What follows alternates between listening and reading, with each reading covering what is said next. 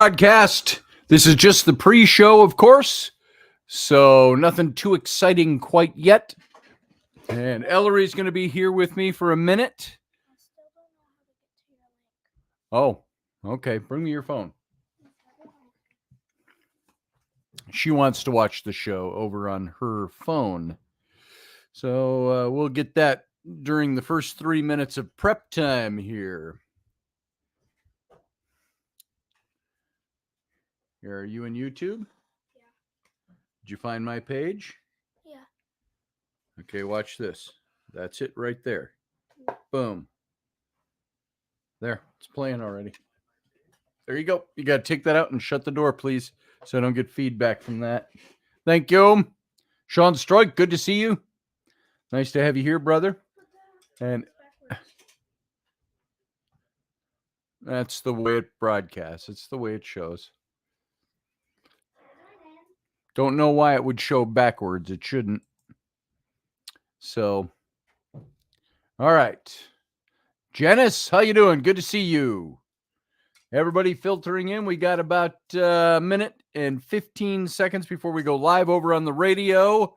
So this is just the pre-show. Kids come in here and move all my things around in here.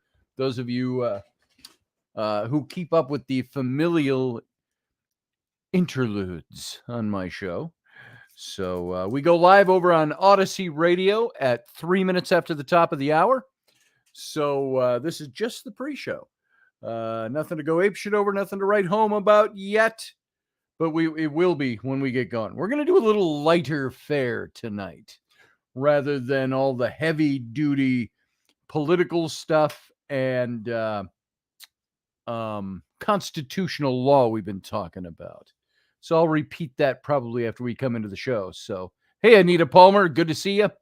Glad you're here. Kelly Bell Morgan, good to see you. We got 15 seconds, so we're going to go dark. Sit tight. We'll be right back.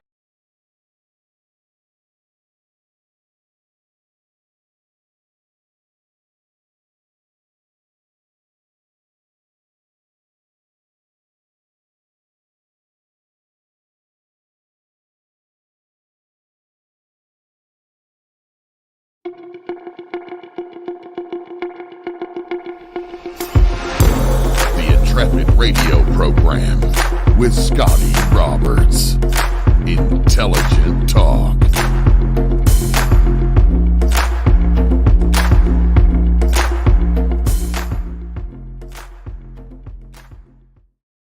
And hey, folks, welcome to the program. I've got feedback. Hold on a second. There we go. I got rid of that. It sounded like my God voice echoing.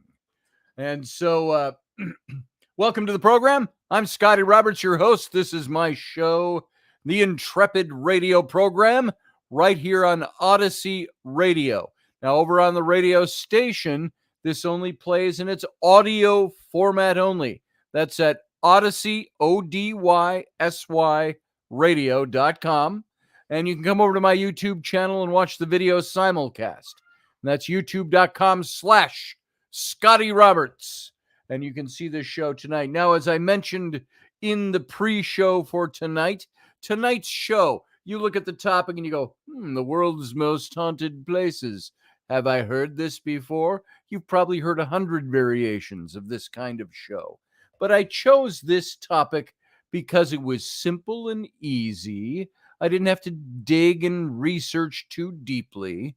And it's a much lighter fare than what we've been covering lately. About the last 6 or 7 shows, we've been deep into constitutional law, deep into talking about saving our kids from the system that's out there, that's rigged to steal our kids.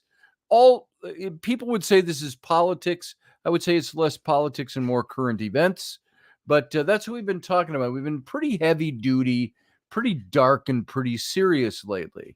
So I thought for a Friday night, which used to be generally just Fridays were ghost days on Intrepid Radio, I've decided that, hey, let's just do something a little lighter tonight. Ghosts have rights also, said Field Guy. Wow, where'd you get all sophisticated? Also, Ghosts have feelings also, or rights, or too.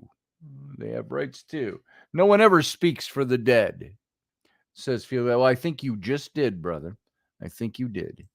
And so welcome, everybody. Michelle Cannon Free, good to see you. Kelly Bell, Ryan Gale. Hey, bruh, he says. Hey, bruh. And Brohim. And so we're going to, Ellery the Queen, there she is. There's my little girl, my 8-year-old. She is for some reason, very invested in tonight's topic. I will tell you this, if you saw the graphic for the show tonight, she helped me choose the picture. We used the picture that she liked. It's an Edinburgh Castle in Scotland, and looking very haunted and creepy. This is my story. Wow, I just received 2 books that you wrote, Scott. Can't wait to read. Why, thank you. I don't know who you are by your moniker there. This is my story. You can tell us all, or you can tell me in private, whichever you'd like to do. Hey, Kenny, good to see you. And I'm just curious who's got 2 of my books coming. So I'm glad that you're getting those. Let me know what you think, of course. And of course, we have a new book that's coming out that I've shared with all of you many times on this channel. And that is, of course, the How to Be an Archaeologist book through Little Platinum Books. And that will be coming out soon. We're still working on some structure and some things we might add to the book and things like that. But there we go. Got to get a good topic, said Kenny Lafarve. Yes, sir, Kenny. Tonight, talking about haunted places, that's not an extremely unique topic out there, and it's not something that is ever so deep unless, you take a topic one by one, a location one by one, and dig into things really deep. But I've just got a list of places around the world that are considered to be some of the most haunted locales. Some of them I've been to. And I'll slide in some of my own stories into some of these places as we go. Send the link, Dad. What link do you want, Ellery? I'm not sure what link you're looking for. If it's the link to call in, I can't take any callers during the radio portion of the show. Due to a couple of technical glitches we have not yet ever been able to figure out. What it does is when I broadcast via the stream, it goes out to the radio station, but as soon as I bring a guest in or a caller, I can't hear them on my end, and we can't figure out what to do. Well, short of buying a second computer and setting it up, we can't figure out what to do. So for now, we don't take calls during the 1-hour show. It's actually about a 55-minute show over on Odyssey Radio, but stick around for the Captain's Cabin right after this show. Following the radio portion, we drop off the radio station stream, and then we are just in YouTube and over on my Patreon channel and places like that, and you can join in there. And by the way, let me put in a good word for Patreon. Patreon is that place you can go to help sponsor this show. It's a place where I started off doing Patreon and cutting off all public shows. And I thought that is not the way to get people to come in and listen. So I want to be available to everybody to hear these shows. And we won't do every show public like this one. But Patreon is a place where artists and creators, musicians, radio people, painters, sculptors, you name it, of all different types, go over there, and it's a site where they can get people to help. You can put it this way, as simple as saying help fund what they do creatively. And so Patreon, that's why that is there. You can come over, and for the mere scant cost of a cup of coffee once a month, you can get about 30 episodes and extras that we do over there. So I want to thank you ahead of time. Go over to patreon.com/Scotty Roberts, and it's down in all the matter down below the window here. If you look up all the information down there, scroll up and you'll see that. You can go over to my Patreon page, and I appreciate it. Patreon, Patreon. Patreon.com. As a matter of fact, why don't I just copy the link? I'll put it over in the chat channel and we'll move on from this lickety split. So there it is. There's my Patreon page. Just my name over there, and come and join us. I got to sneeze really bad. And so let's see if it's going to hit me or not. Not yet. Not yet. And if it does, do I hit my mute button? Not yet. Zowie. I think some brain matter came out with that one. So I did want to show you one other thing. We're going to do this over on my Patreon channel. I showed these to you the other day, and I thought I had more of these, and lo and behold, I did find them. So I've got a bunch of these. These are the old posters. Those of you who have read The Rollicking Adventures of Tam O'Hare, this is the promo poster. Oh, it's upside down. This is the promo poster I did for that. Now, these few right here in this little stack are a little crushed up, but it's what I got down here at the desk.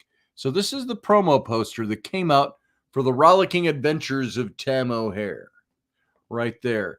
And we're going to have this as a premium over on the Patreon channel. If you want to get one of these for your very own, then you can come over, sign up to Patreon. I'll have certain levels, and we'll have books that we'll do as giveaways, and also some of these posters. Just to say, hey, thanks for supporting us over here and supporting the arts in your neighborhood. Your photo on the back cover is Hubba Hubba. So handsome. I just like you are this day. Just like you are today. Why, thank you. I am going to make the bold, brash assumption that you're a woman. I don't know who This Is My Story is, but thank you for the wonderful compliment. When you start getting old like me and the only one who appreciates you is your wife and your kids, it's kind of nice to hear that kind of thing every now and then. Thank you. So, and my wife likes me. She thinks I'm handsome. Right, honey? You're out there somewhere. She can type in and affirm that. Sometimes I have to put the idea in her head. Hey, I'm kind of handsome today, right? And she go, oh, yeah. So there you go. Thank you. This is my story. I appreciate that. That's kind of nice to read every now and then. Right field guy? And field guy's over there. He says, I have no idea who that is. JJ Mabank is hot. Says Ellery the Queen. I don't know JJ Mabank, my little daughter. That's my 8-year-old daughter, Ellery the Queen.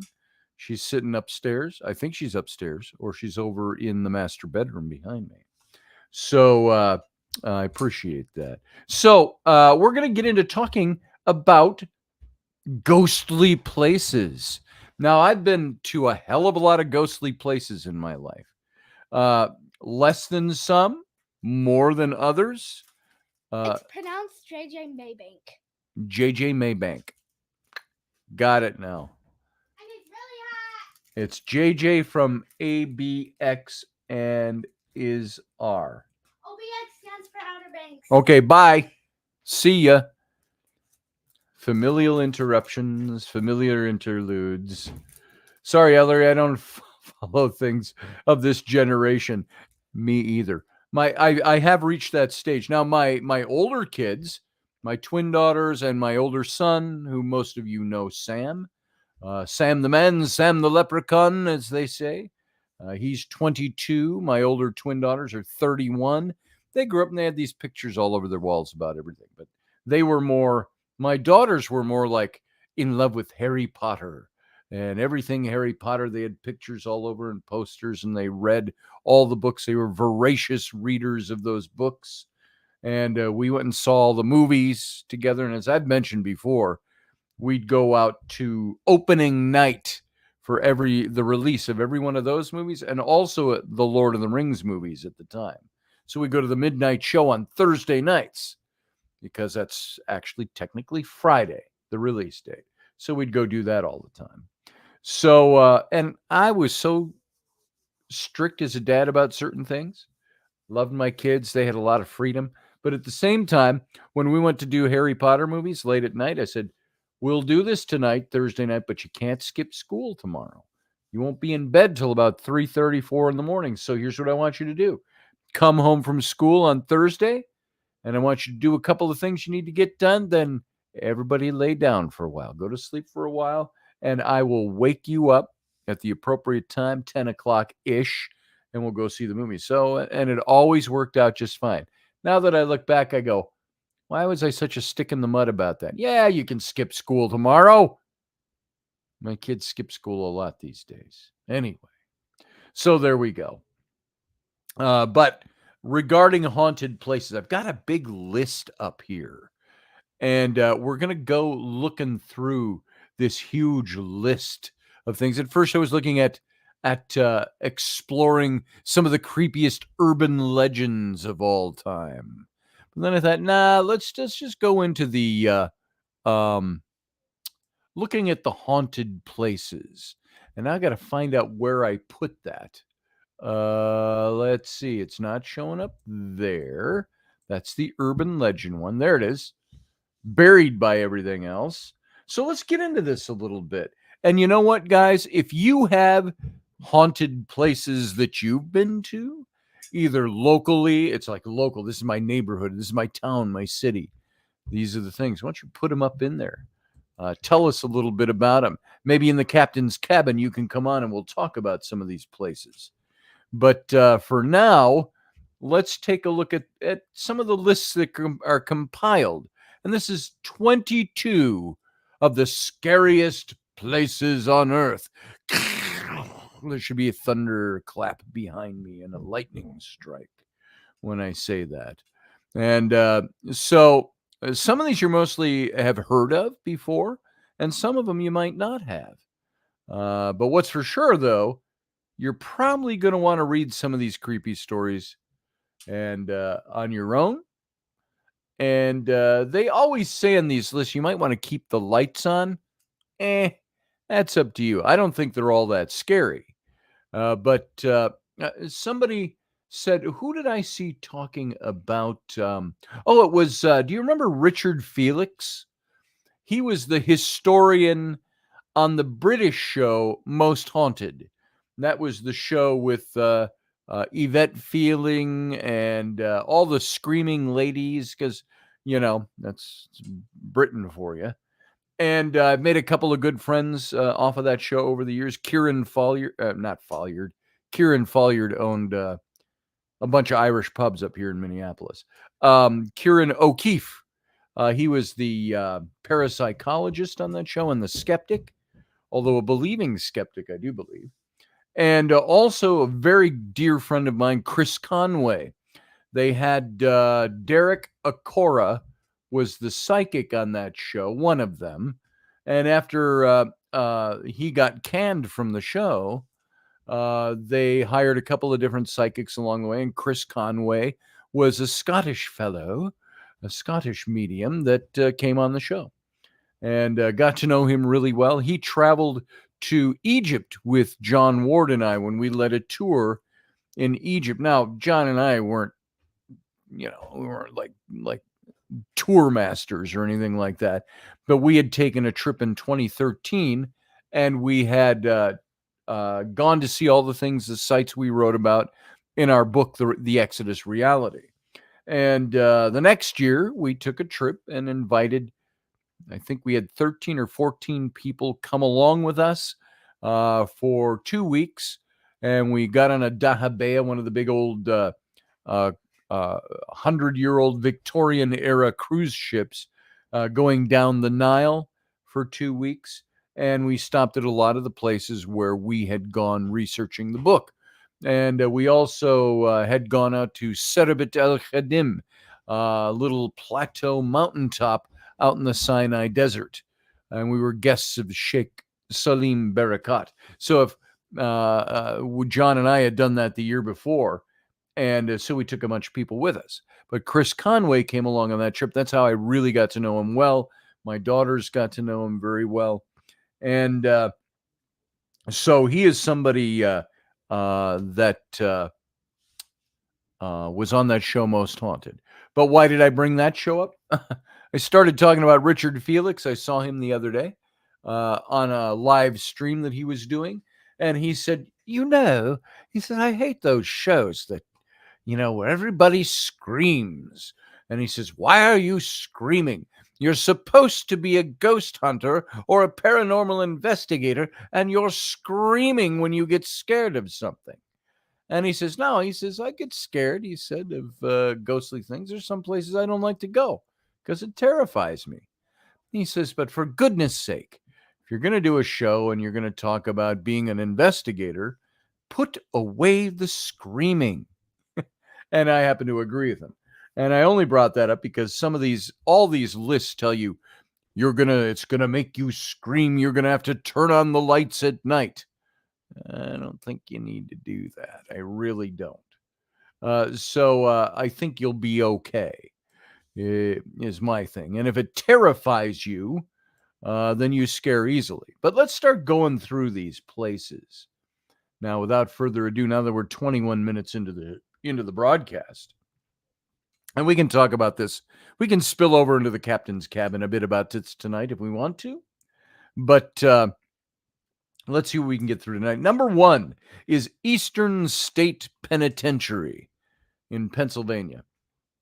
Now, have any of you been there? I've been there a couple of times. I was there when I worked for the Ghost Hunters with their magazine, Taps Para Magazine. I was the editor-in-chief and did a bunch of... I never was with the television show. I was with their magazine. But I traveled with them to the events that they did. The place was built in 1829, and it's a former prison in Philadelphia. And you know what? If I'd have prepared better, I'd have had pictures of all these places to show you tonight. No pictures, so you've got to visualize it with my voice. It's known for being the very first prison of its kind. It introduced solitary confinement, or what they used to call the Pennsylvania system. And prisoners were sent to solitary during this time as a form of rehabilitation. They would be completely isolated, living alone, eating alone, and even exercising alone in their own private little yards outside their cells. And whenever an inmate left his cell, a black hood would be placed over his head to assure he remained in confinement. And so, due to the Eastern states' harsh approach, many prisoners were driven to insanity. And as a result, the Pennsylvania system was scrapped in 1913. And from then until 1970, the prison was used as a regular prison and held the likes of Al Capone and the bank robber Willie Sutton. Matter of fact, when we were at Eastern State, they had Al Capone's cell still set up there. Now, I don't know how much of the furniture was actually his, but he had a bigger cell, maybe about the size of my studio here, 20 feet by 15 feet, something like that. It seems about this size, but he had velvet curtains up and Persian rugs and comfortable sofas and furniture. And I guess being a crime lord had its advantages even in prison. But reports of the paranormal have been going on there since the 1940s. But ever since the Stone Prison was abandoned in 1971, the paranormal experiences seemingly increased. The reports at Eastern State, you'll see things like shadowy figures that seem to quickly turn away when approached. A dark figure that's occasionally seen in the guard tower. An evil cackling is heard coming from cell block 12. Evil cackling. I didn't do that justice, did I? I can do a better evil cackle than that, but I won't. Shadowy figures have been seen sliding down walls in cell block 6. Ghostly faces have been witnessed in cell block 4. And strange sounds such as disembodied footsteps, distant talking, and the banging of cell doors have been heard. We all have seen that on the shows and things like that. Now, when I was there, the last time I was there, Britt Griffith was also there. And we had people that would come over we were at the Wheel Hub, and they had these like spokes of cell blocks that would go out from the central hub. and they all had these coved ceilings over them, 2 tiers, some the single tier. And the cell block, and I don't remember which one it was, that had all the old doors still there. These were the old before there was electricity in there, way back in the early in the when it was first built. When did it say it was first built? 1829. So there might have been some electricity. When did electricity start getting pumped into buildings? But anyway, Britt and I were standing there. We had several people with us, and it was dark. But you know how your eyes adjust to the dark around you, and your pupils open way up. You can see more, take more of the ambient light that's there in. And you could see some of these doors were opened, and they were standing open, of these old cells. And Britt said, "Scotty, look at this." And he's looking down. We're both standing, and we're staring down the cell block. And you could see, like, from each door, a dark, shadowy figure, like a head, stick out, go back in. Then over on this side, way back here, another head would stick out and go back in. And it's like we were being looked at, sometimes two at once.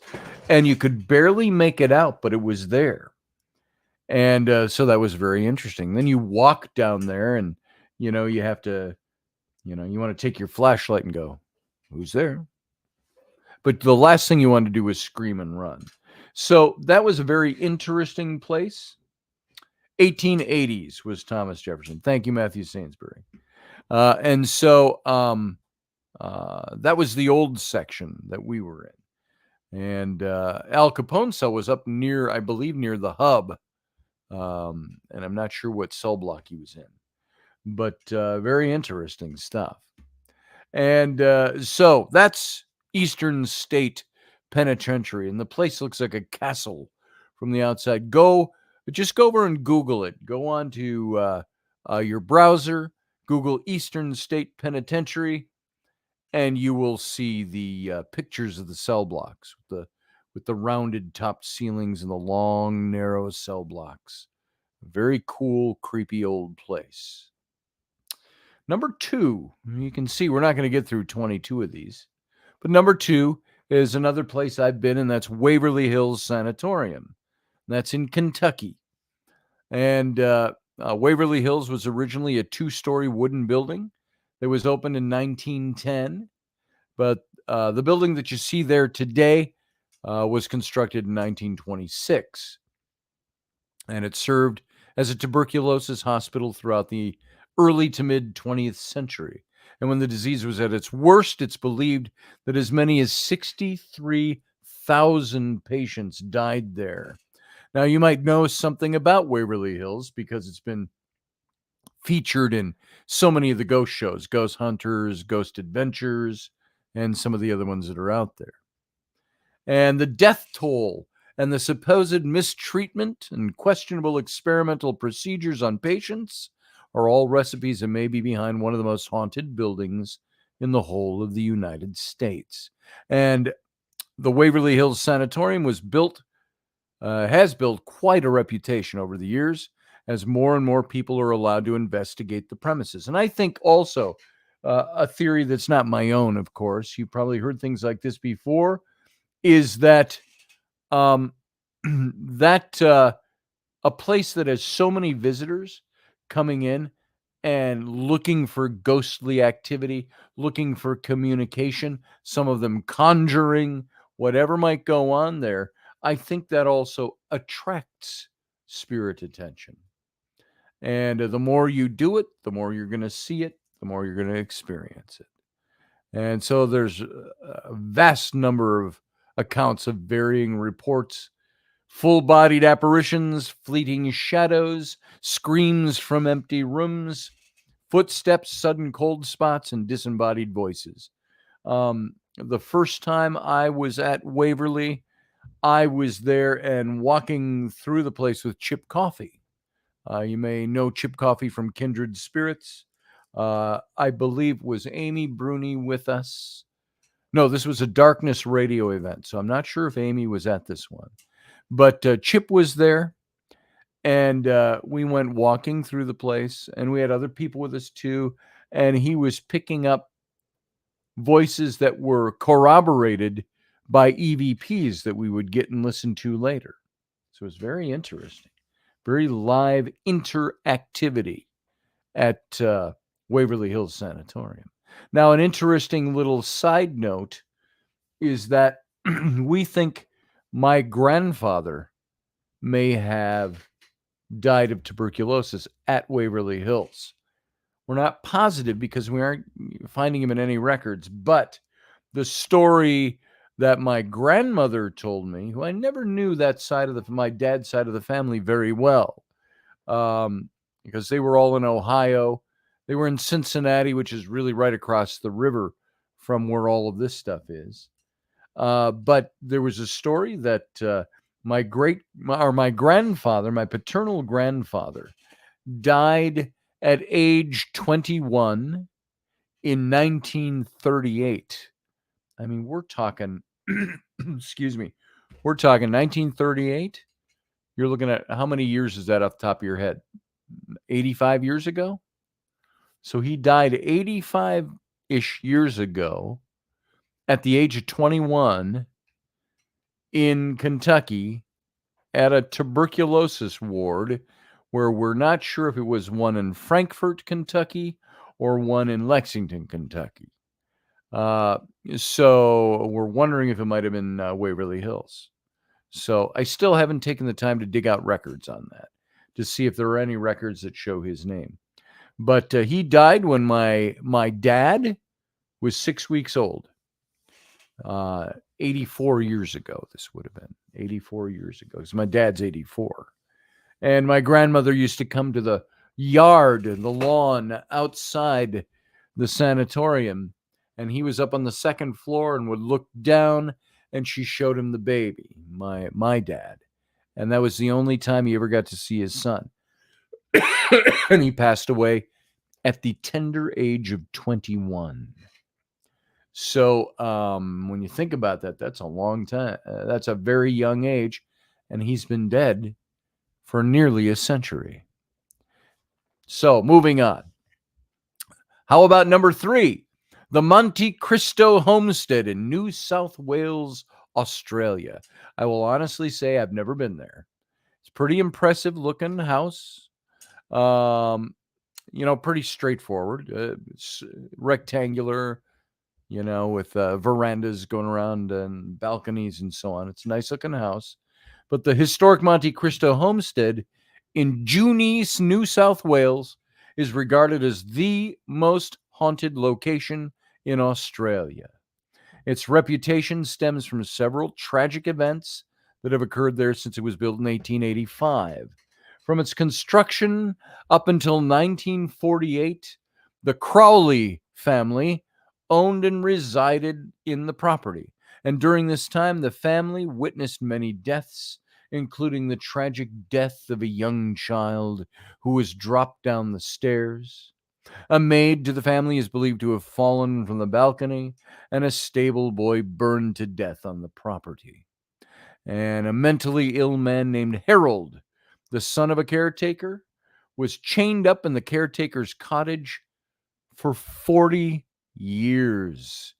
He was found curled up next to the body of his dead mother and sent to a mental institute where he died shortly thereafter. And so the tragedy doesn't end with the Crawleys. After the house was left in 1948, it was taken over by a group of caretakers, one of whom was murdered in the caretaker's cottage. And you can find out more about this. Just look up the Monte Cristo Homestead in New South Wales, Australia. That's considered to be one of the more haunted places in the world, or at least in Australia. I'd like to get to Australia one of these days. I've got friends there. Some of my listeners are in Australia. We have Mandy is from Australia. Amanda Barry is from Australia. We've got a couple of other people from Australia. Diana, I don't think she listens much these days, but she's somebody I've been in contact with over the Egyptological Society. A couple of years ago now, I've known her, but she's in Australia. You know what I'd really like to do? I want to travel to New Zealand. I want to see the sites where they filmed the Lord of the Rings trilogies. Well, more than just the trilogy now. I want to go to Hobbiton. I want to see Bag End and the Shire.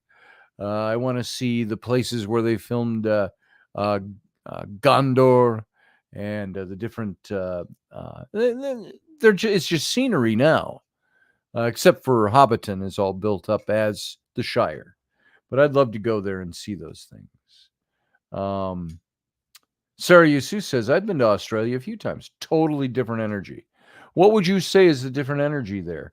Are you talking in a spiritual sense or just in general?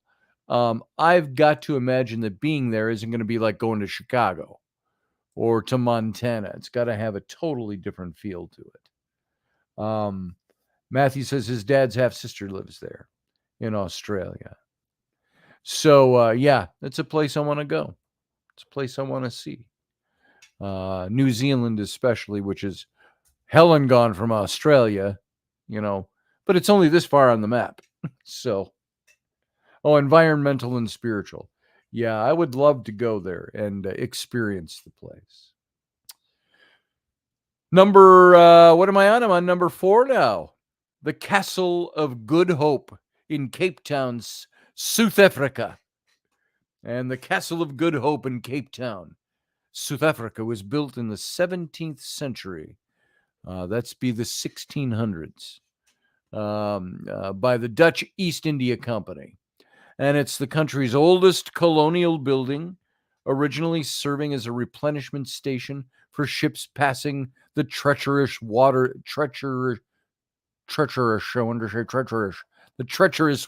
off the Cape. Isn't that what they call rounding the Horn? Wait, that's not South America. Is it the Horn? Or is that Africa? Whoa, why am I going blank on that one? When they'd say, they take their ships and round the Horn. I think that's Africa. Yeah. Or is it South America? South America has that little horn down at the bottom. Now I'm confused. I've just confused myself. You'd think I'd know that. Yeah, Africa. Thank you, Sarah. That's what I thought.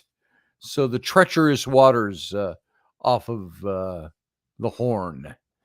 And the first reported paranormal occurrence at this particular place, the Castle of Good Hope, was when the apparition of a tall gentleman was seen in 1915 on one of the castle's ramparts. The man wasn't seen again until 1947, when he was seen regularly over 2 weeks. He would be seen jumping off the side of one side of the castle and walking between the bastions, Leerdam and Orangi. I guess those are the names of the bastions. And one of the most popular stories associated with the castle involves the former governor, Peter Gisbert van Nood, Noodt, Nude with a T at the end. And he died on the 23rd of April in 1728. And the same day, he had sentenced 7 soldiers to death after they were caught attempting to desert the military. And it's believed one of the soldiers placed a curse on him and demanded he come to watch the execution, which, of course, he didn't. But later that day, Van Nood was found dead, slumped over his desk with a look of terror on his face. Isn't that the way to always wrap a good ghost story? And he died of unknown causes, slumped over his desk with a look of terror on his face.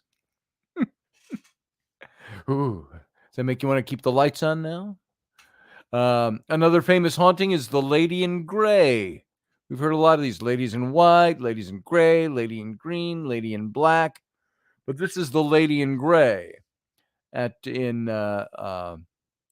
South Africa. She's been witnessed running through the castle hallways, holding her face and crying hysterically. However, since a woman's body was found during recent excavations, her ghost hasn't been reported. There's an interesting thing to ponder and to think about. How many of you who have done ghost hunting have actually seen and experienced, not in dreams, not in that semi-twilight in between dreams, but how many of you seen physical manifestations of apparition, full-bodied apparitions that, like in the movies, let's say, stand over there by the bookshelf and they talk to you? Now, there are people that claim that they've seen ghosts and a ghost talk to them, but they didn't know it was a ghost until the thing vanished from in front of their eyes. But these are the stories we have. Have any of you seen a full-bodied apparition? Barbie D says, listening to this, I'll never sleep tonight. LOL. I told you all the story a few days ago about a friend of mine said that a friend of hers, who I don't know, saw Uncle Dave at a place where she works. And I got the impression she works in a coffee shop attached to a bookstore, would be like, I suppose Barnes and Noble have those. But I might be wrong about that. But that's the picture I got in my mind. But they had these easy chairs set up in the coffee shop. And she looked over and she said, there was Uncle Dave sleeping in one of the chairs and snoring. And she said, it was him. And she said, it wasn't just a double take and he was gone. She sat and stared at him and she knew him well. That is Dave. And he was wearing a pair of, if I got this right, pink fluorescent tennis shoes. And apparently that was a joke among some of them, is that they got him a pair of those. So because he had his feet would ache sometimes, they got him a pair of those. And he'd wear those around the house and stuff like that, these pink fluorescent tennis shoes. So here he's snoring. And she, of course, can't stare at him the whole time, but she knows it's him by her account of this. And when she looked back again, he was gone. And it wasn't just a momentary flash like, oh, I mistook that guy with long white hair and a long beard and pink fluorescent tennis shoes to be Uncle Dave. No, she got a very good long look at him. So she should have taken a picture, field guy. But so there you go. There is that story. How many of you have had, any of you had physical apparitions appear to you? Full-bodied apparitions? On top of that, how many of you had full-body apparition sightings where they look at you and interact with you and talk with you? Well, that guy was a ghost. Obviously, you will conclude afterward. And so there are strange things that happen, and even stranger things have happened than that. And one thing not so strange, we aren't going to make it through our list of 22 places tonight, but we'll get through a few more.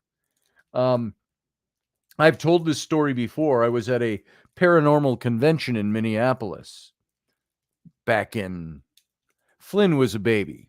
So it was 2009 to 2010.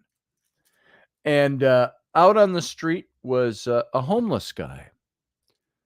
Old and kind of frail looking. I don't know how old he was. He was weathered and had long grayish white hair and a long beard.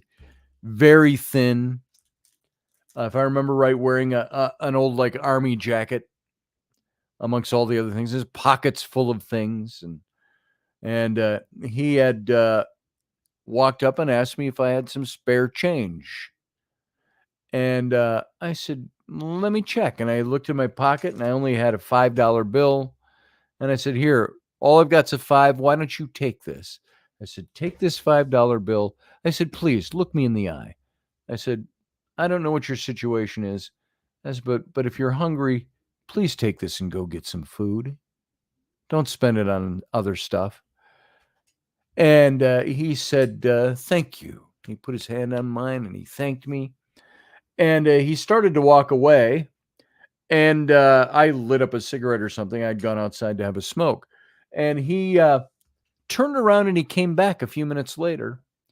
And he had his hand closed up like this. And he said, I've got something for you. No, he didn't have it in his hand yet. He was digging in his pockets. I remember his chest pocket and his other pockets. And he comes out with something he's got it closed in his hand. He said, I got something for you. And he said, hold out your hand.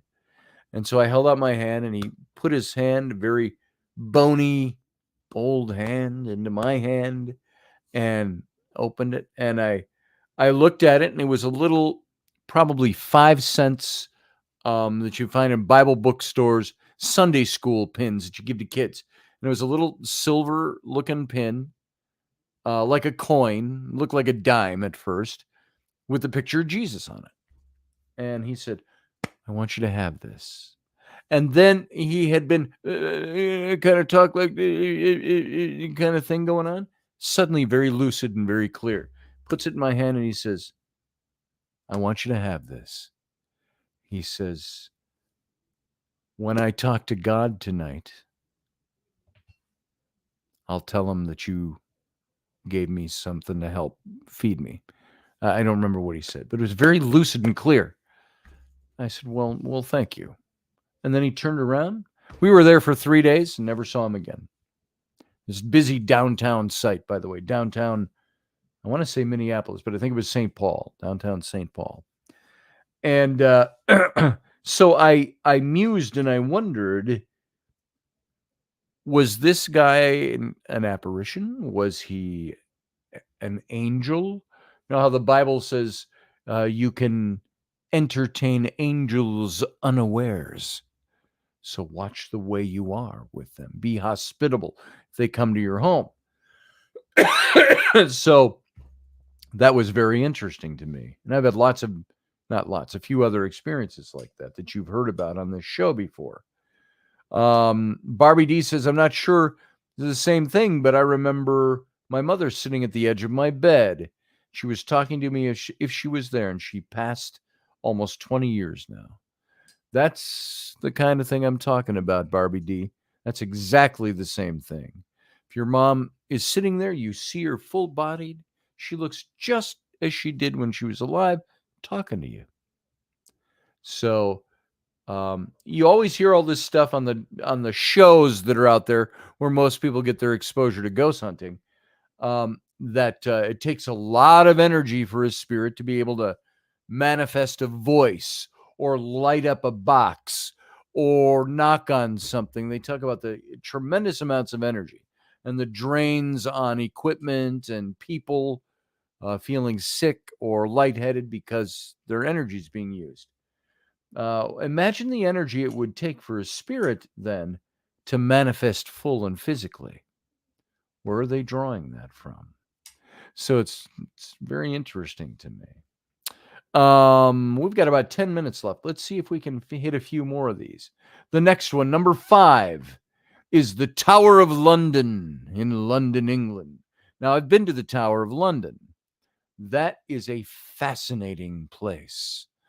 And the Tower of London, you think, oh, the Tower of London, this is where the king lived. You know, the Queen's apartments were there. You can see the buildings along the wall, the inside of the wall, the apartments in this old Tudor style. There was Anne Boleyn had her apartments there. Now, the yeoman warders, I think they're called. They're the military guys that are now the yeomen of the guard, and they dress in the red coats and the black pants. You know, kind of the semi-modernized beefeater look to them. And they are the ones that give the tours there. Well, they're former military. And so they are there. I lost my train of thought because a message popped up there. Sorry about that, folks. I lost my train of thought for just a second. But they live in those old apartments. They used to be like Anne Boleyn's apartment. Things like that. They've all been converted to modern. They still look historical. I'm sure some of them are museum, but they live in these old apartments that have been there for 400 and 500 years. And they see things there all the time. Hey, Tara. Good to see you.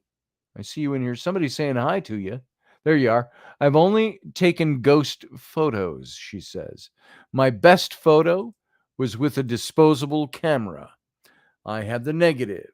I've never released the photo due to the nature of the subject. It was right after the Oklahoma bombing. I have too, Tara, gotten things on film or on camera. When I was in England with my buddies, and I've talked famously about this very famous trip where we went and castle hopped and pub hopped in England for 2 weeks. And we stopped at Portchester Castle, and I caught that night in the walls of the castle an image of what looked to me to be an old monk.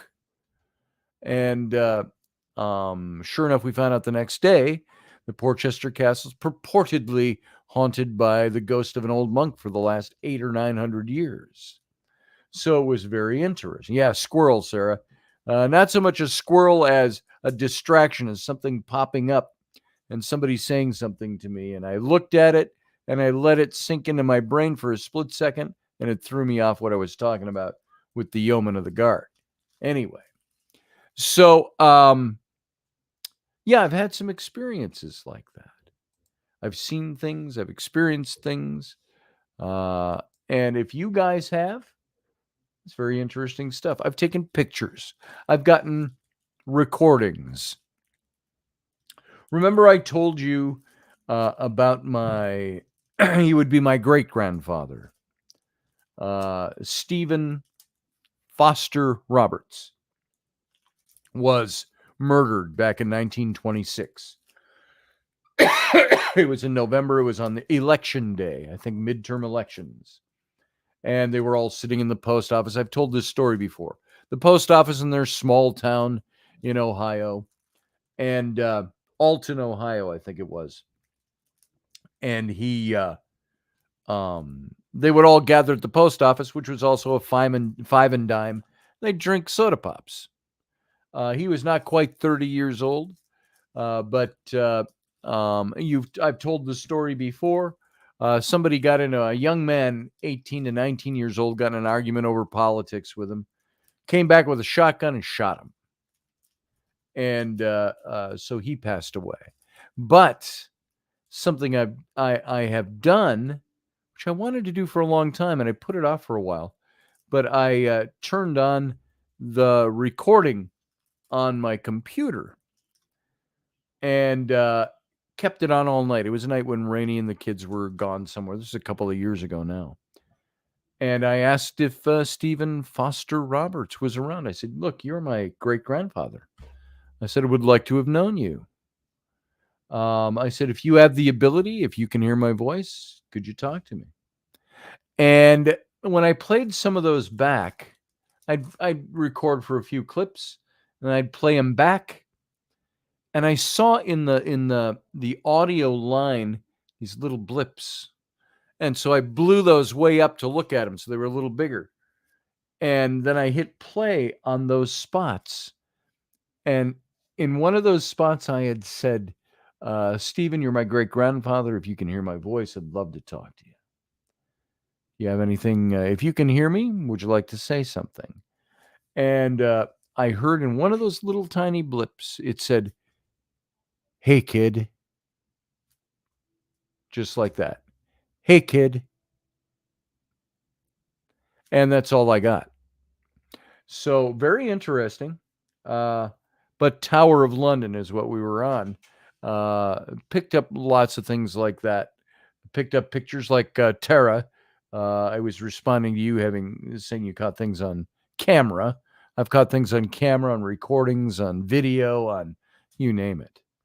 So with a history of torture and execution going back over 900 years, the Tower of London is regarded by many as one of the most haunted places in the UK. And it was originally built in 1078. So 1,000 years ago, basically. And it was built by William the Conqueror, and it's served as a significant role in the history of England ever since. And this will be our last one we do before the end of the radio portion of this show, folks. So we got about 3 minutes left and we're done on radio. But there have been many reports of the paranormal at the Tower of London over the years. The most famous of all was the ghosts that lived within its walls, Anne Boleyn's ghost, the wife of King Henry VIII. She was beheaded in 1536, and her headless body has been seen walking the tower's corridors and often near the spot of her demise. And other full-bodied apparitions have been seen, including Lady Jane Grey, if you remember her. I think one of the earliest roles of Helena Bonham Carter, the actress, you saw her in the Harry Potter movies. She played Lady Jane. And she was queen for a week. But she was spotted by a guardsman in 1957. And in the White Tower, the White Lady's been seen, often standing at the window where she once stood waving to her children on the other side of the building. And perhaps the most spine-chilling of all reports includes the mysterious disappearance and appearance of 2 children. They've been witnessed throughout the rooms of the castle. They're often seen in their nightgowns, holding hands and with a look of terror on their faces. And it's believed these are 2 former princes who were sent to the tower after they were deemed illegitimate by Parliament. They vanished one day, and it was assumed that they were murdered by order of their uncle, the Duke of Gloucester. And 2 small skeletons were exhumed beneath a staircase in the White Tower. And so now there's a lot of question about that. They thought Richard II had something to do with it and all of that. So there it is. Folks, over on radio, we got to leave you. I want to thank you all for being here, but you know what? You can stick around on the YouTube channel because we're going to, after a few a little break here, we're going to slip right over into the captain's cabin. So those of you over on listening on radio, come over and join us. But until then, you know what? Live long and prosper. Join us every weeknight at 9 p.m. Central Standard Time, 10 p.m. Eastern. The Intrepid Radio Program, a Scotty Roberts Productions broadcast.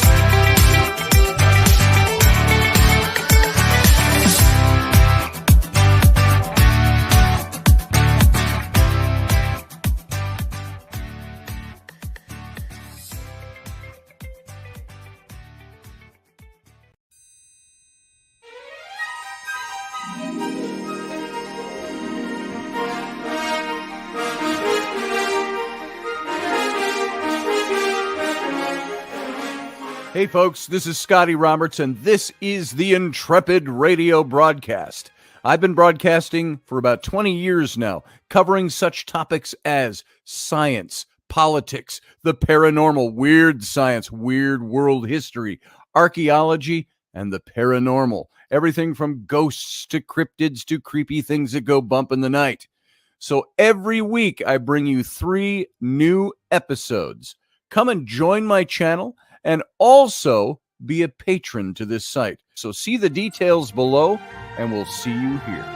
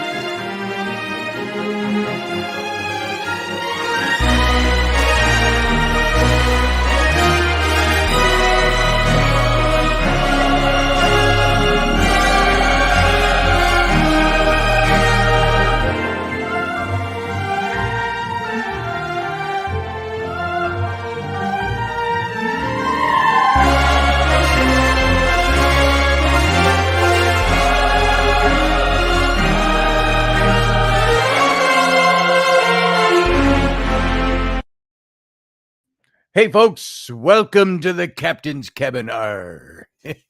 It's that time of night, and it's a Friday night, so by all rights, we should be staying up till all hours doing this, but we'll see what we do. It could be long, it could be short. It all depends on your participation and where we go with it. So Ellery is dying to call into the show, so we'll see if she can figure it out. I've sent her the link, and if she wants to come into the show, she can do that. There's Michael, Viking Off-Roading. Good to see you. Everybody, if I didn't get a chance to see you earlier and say hello, thanks for being here. Thanks for being part of the show. Here, since the show is officially over, I'm going to get rid of that banner. There we go. And so all of you that are here, you're kind of the core. Thank you for being here. I appreciate you taking your time and being part of this show. And I see Field Guy. Field Guy has just popped into behind the scenes. Let's get him in here. Boom. How you doing, Fieldy? Doing good, sir. How about yourself? I'm good. You're seeing it. This is about as good as it gets today. So, there we go. Yeah. Arr, Kelly Bell. Arr. Poppin'. Or is it I timed it just right. Poppet or Poppin'? I don't remember. Poppet, I think it was. So what's going on with you? Not much. Just the usual nonsense. I finally got over my migraine. It took 2.5 days. Rainey gets those. They're no fun. I never get them. So, hey, Claudette, thank you. Started to get them in the last 3 or 4 months, like right over my eye. I took about 6 Excedrin migraines. Yikes. Sorry to hear that, brother. Rainey gets them, she can be down for days. And this was a slight one. It wasn't one where it was like it wasn't I could tolerate it, but I still have like a bit of a fever. I have like 100-degree fever, but I'm still. By the way, I look who figured we it have here. out. What? I figured it out. You figured it out. Did you know your dad is Santa Claus? Look. Shh, she's not supposed to know that. Here, let's see if I can get the same pose. Where's the same pose? Your beard's too short to be Santa Claus. That was back when I had my beard. I'm too what? Your beard's too short to be Santa Claus. Well, Santa can shave sometimes. You got to trim it up. How's Santa going to get a tan with a big beard? So it'll grow back by Christmas Eve. Exactly. So Steph Clairville Queen is here. Go to the eye, Dr. Field. Have them see if it's an ocular migraine. Oh, I see. Go to the eye doctor, Field. I think my insurance is still good. I have no idea. Ocular migraine. My daughter gets them. Sarah Hendrickson is here. Welcome, Sarah. It's just called. Good to see you. It's called being over 40 sucks. Yeah, it certainly does, doesn't it? I didn't have any problems till at 40. Like everything's falling apart. I was talking on Kenny Ballos' show this morning with him, and I said, I said, you're getting a little older when, you purchased that chair yoga program. And I'm using the Nordic track and starting to get back into that. I'm also doing the chair yoga where I sit in, not this chair because it moves too much, but a little more solid chair. And I can, do my tricep push-ups, my sit-ups, all my ab work, leg work, all of that kind of stuff just sitting in the chair. And it's supposed to be good for, young people too, but you can really build up and tone and lose fat doing this, and which is my goal.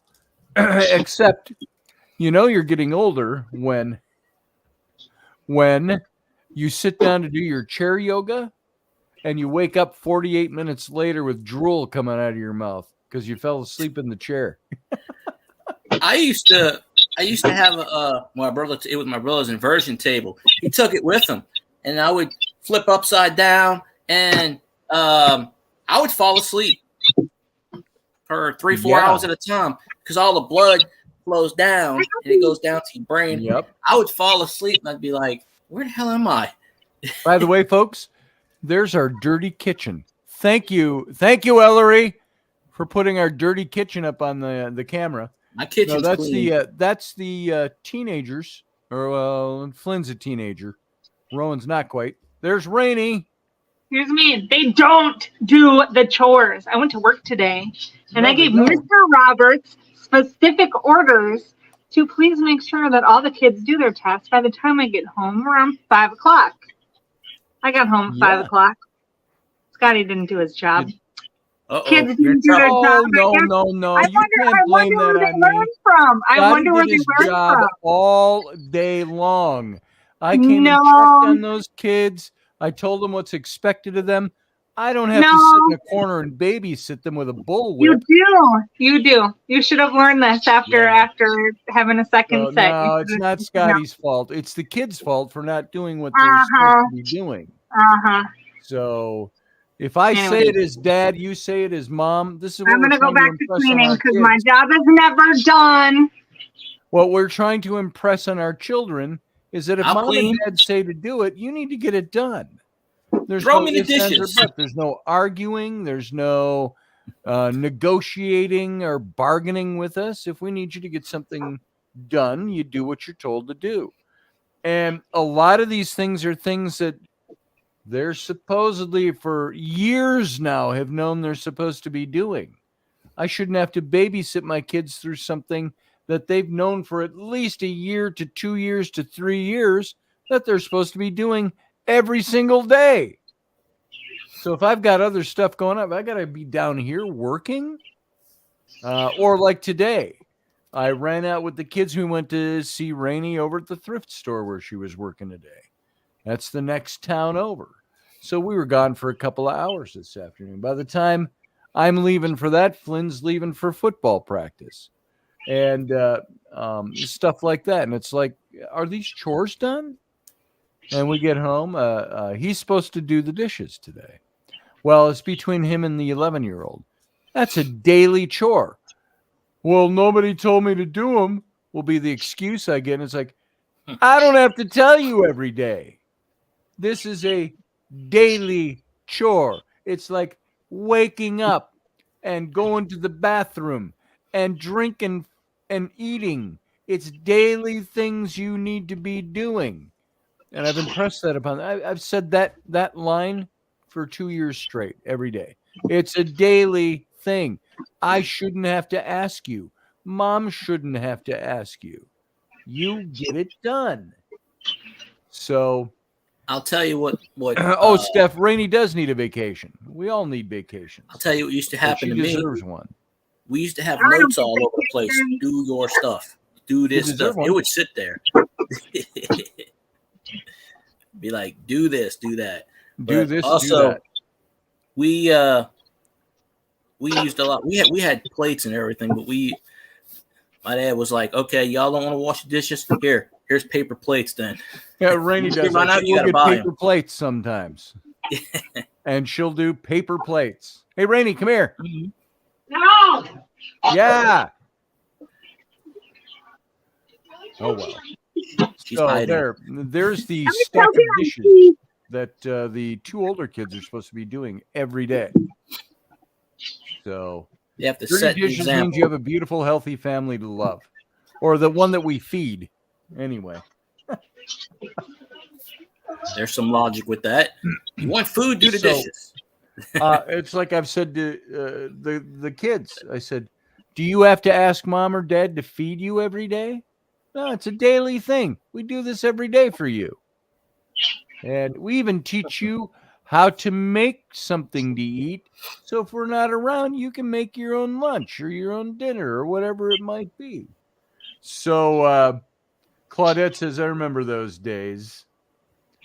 Ape, you beat me. What? I don't know what that means, Michelle. Hope, I guess. Ape, you beat me. Probably sometimes when you miss You might be referring to somebody. Ope, you beat me. Ope, you beat me. Here. I don't know. I plead the Yeah, fifth. it's not ape, it's ope. So she was typing something else. Somebody beat her to something. So Yep. But I found my postcard of the Myrtles. oh, there it is. So it got the ghost on there? Not on this one, but the ghost usually hangs around this tree. Hey, Supposedly. Ellery. But Ellery, Yeah. if you're gonna just sit on your phone, why don't you shut it off? No, You wanna I'm talk? not sitting on my phone. I'm sitting on mom's phone. Well, there's how my kids There's a loophole quibble with there. me. It's not my phone, it's mom's phone. what about these ghost stories? Yeah, let's hear a ghost story. I Hey don't know. everybody, you got a ghost Ellery, story? tell me Call ghost in. stories. I'm gonna paste the link here one more time right now. You want to share with us some ghost stories I gotta look some up. or haunted places? Hey Ellery, I'm gonna turn you off for a minute. Boom. Oh, look, I can turn you back on and I can turn you off. Look at that, I just turned you off. Oh, now I can turn you back on again. I'm gonna look up ghost stories. I can make you full screen. Well, you're using it vertically, so it doesn't work. So there you go. All right. So do you have anything to say, Ellery? Before I Looking at ghost stories. Oh, you're looking up ghost stories. Oh. Do you have any personal ghost stories? Trying to figure out the way the camera is on this thing. There's field guys. Here, we can go back to horizontal format. It'll work. Kind of better. hard to see. Here you go. Show us. Where my camera is. There you go. Just I can tells read you it. Hold about- it still. Yeah, I see that. There's their phone number. St. Francisville, Louisiana. The Myrtles Plantation, circa 1796, is a restored mansion surrounded by lush grounds and 150 majestic live oaks. The Myrtles is filled with art treasures and antiques and has been called America's most haunted house. Daily tours, restaurants, and et cetera, et cetera. And of course, how many places do we know in the United States, or have we heard of, that have the moniker America's most haunted place? Well, the Myrtles is also, it was built on top of Indian burial ground. Yeah. So there are several bodies. There are several mounds behind there that I've walked on the premises, and I didn't know it at the time because they don't specifically tell you about it because they're not 100% sure. Right, but right. yeah, I've been here twice. I want to go there and sleep there because, if you sleep there and you make it through the night, you get a free. It's a bed and breakfast basically, and the gift shop is on the other side. And then this is down the street. It's not. It's just St. Francisville Inn. Okay. Down the street. Kind of looks like the Myrtles in that picture. So it's like right. Well, St. Francisville. This used to be. The last time I went, there's like. I think this is like 50 acres, maybe 100. Yeah. Well, it says it's a big acre. Well, across it, you wouldn't know it until you come up to it. Across the street, there's an Exxon. There's like it's all modernized, and then you drive down here, and then you see this. But I have never seen Chloe yet, but I have seen the mirror. There's a mirror where they changed out the glass, and it got like a handprint on it and stuff. And they say the judge, when you sleep in his room, I have to say, Steph, I love Gettysburg too. Had some amazing experiences at Gettysburg. And I have some amazing stories from Gettysburg. Did she just fall down? Did you just fall down, Ellery? No, the phone fell. Oh, okay. Got it. You turned off all the lights. But she wants to look spooky. Oh. I'm not. So. I could look spooky. Hey, you look kind of pretty, little girl. Not you, field guy. Sorry. Oh, well, I hope not. So, Sarah Yusuf asks, Scotty, do you have any haunted locations on your bucket list? Let me think about that for a second. There's a lot of places I'd like to see. And I think a lot of places oh, there you go, field guy. Yeah, wait till she comes back now. Oh. So. Oh, there you go. She flits around unbelievably. So, there you go. There's field guy. This thing glows in the dark, too. Oh, very cool. Yeah. But I'm trying to think. Haunted locations I'd like to see. Ghost story. I'm trying to think if there's any. Nothing really stands out as a place that's on my bucket list. But there are places, I guess you could call this a bucket list, places I'd like to do some paranormal investigating. I would love to, and this sounds very morbid and probably I would probably regret even saying this, but I'm going to say it anyway. Auschwitz. Now, that's not open for paranormal investigation. For good cause. Good reason. You bet people tried. I'm sure people have tried. I'm sure people walk around and talk. I'm sure people record things while they're there. Capture things on film. I'll be right back. 1 sec. Okay. I'm going to turn you off until you come back in. So, I think that's a place that, for me, would probably be,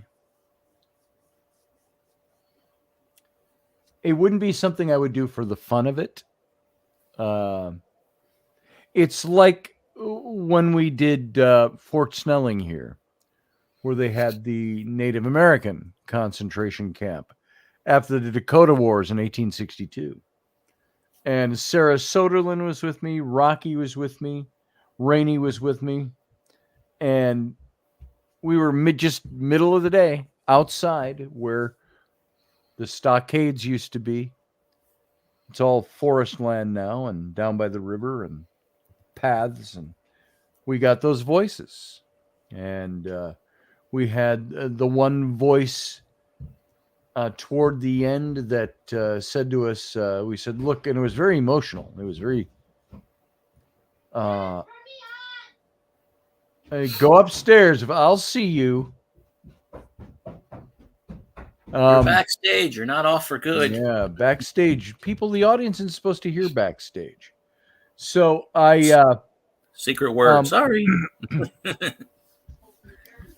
the last thing it said to us was, I said, if there's anything you'd like to share with everybody, let us know, please. Stop interrupting, please.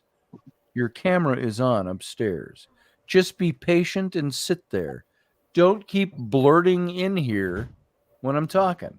This is the one drawback to my kids wanting to come in and be part of the familial interludes. After a while, it irritates you. At least it's not on the radio this time. So, yeah, really. So we got that voice that came out of the box and said, remember us. And that was very moving. Now, I would imagine Claudette says it would be a very painful experience. The energy would be strong. Exactly. Let's see if this works. And I think it would be similar in the sense that you're going to get energy like that. At the Dakota concentration camp at Fort Snelling, there was over 300 men, women, and children that died in the winter of 1862 there of deprivation, starvation, the weather, the conditions. And so it was a pretty mean place, meaning in current day, it was heavy, like Claudette suggests here. Yeah. If she wants on the radio, then she needs to get her chores done. There it is, Ellie. Well, she doesn't have heavy duty ones. She's got the light chores around the house. The 8-year-old. So it's the other two that aren't getting their things done. So I wish I could spend a week at Skinwalker Ranch, says Steph. That would be very interesting. Where is that at? Arizona? New Mexico? That is in Utah. Oh. Never been up that way. That'd be a very interesting place to go. Can I tell my ghost story? Tell your ghost story. Here's your ghost. One sec.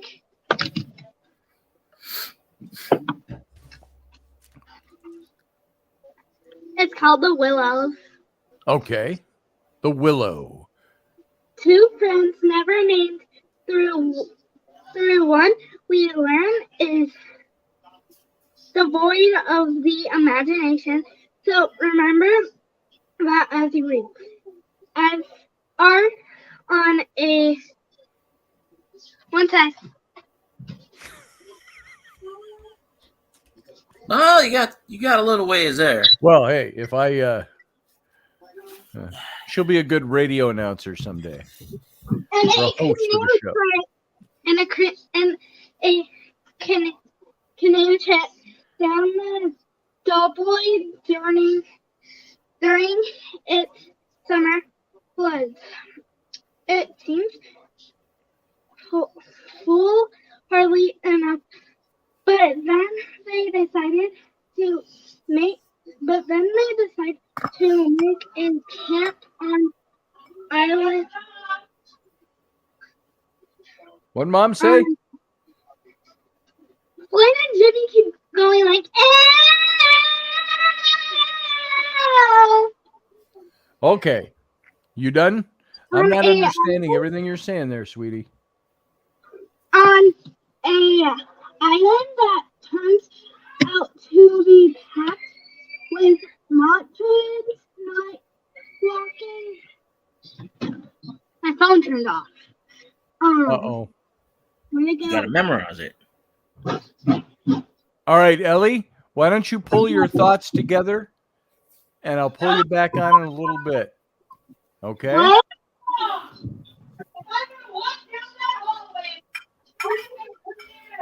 There's Mom yelling at the kids. Tell Mom she's on radio.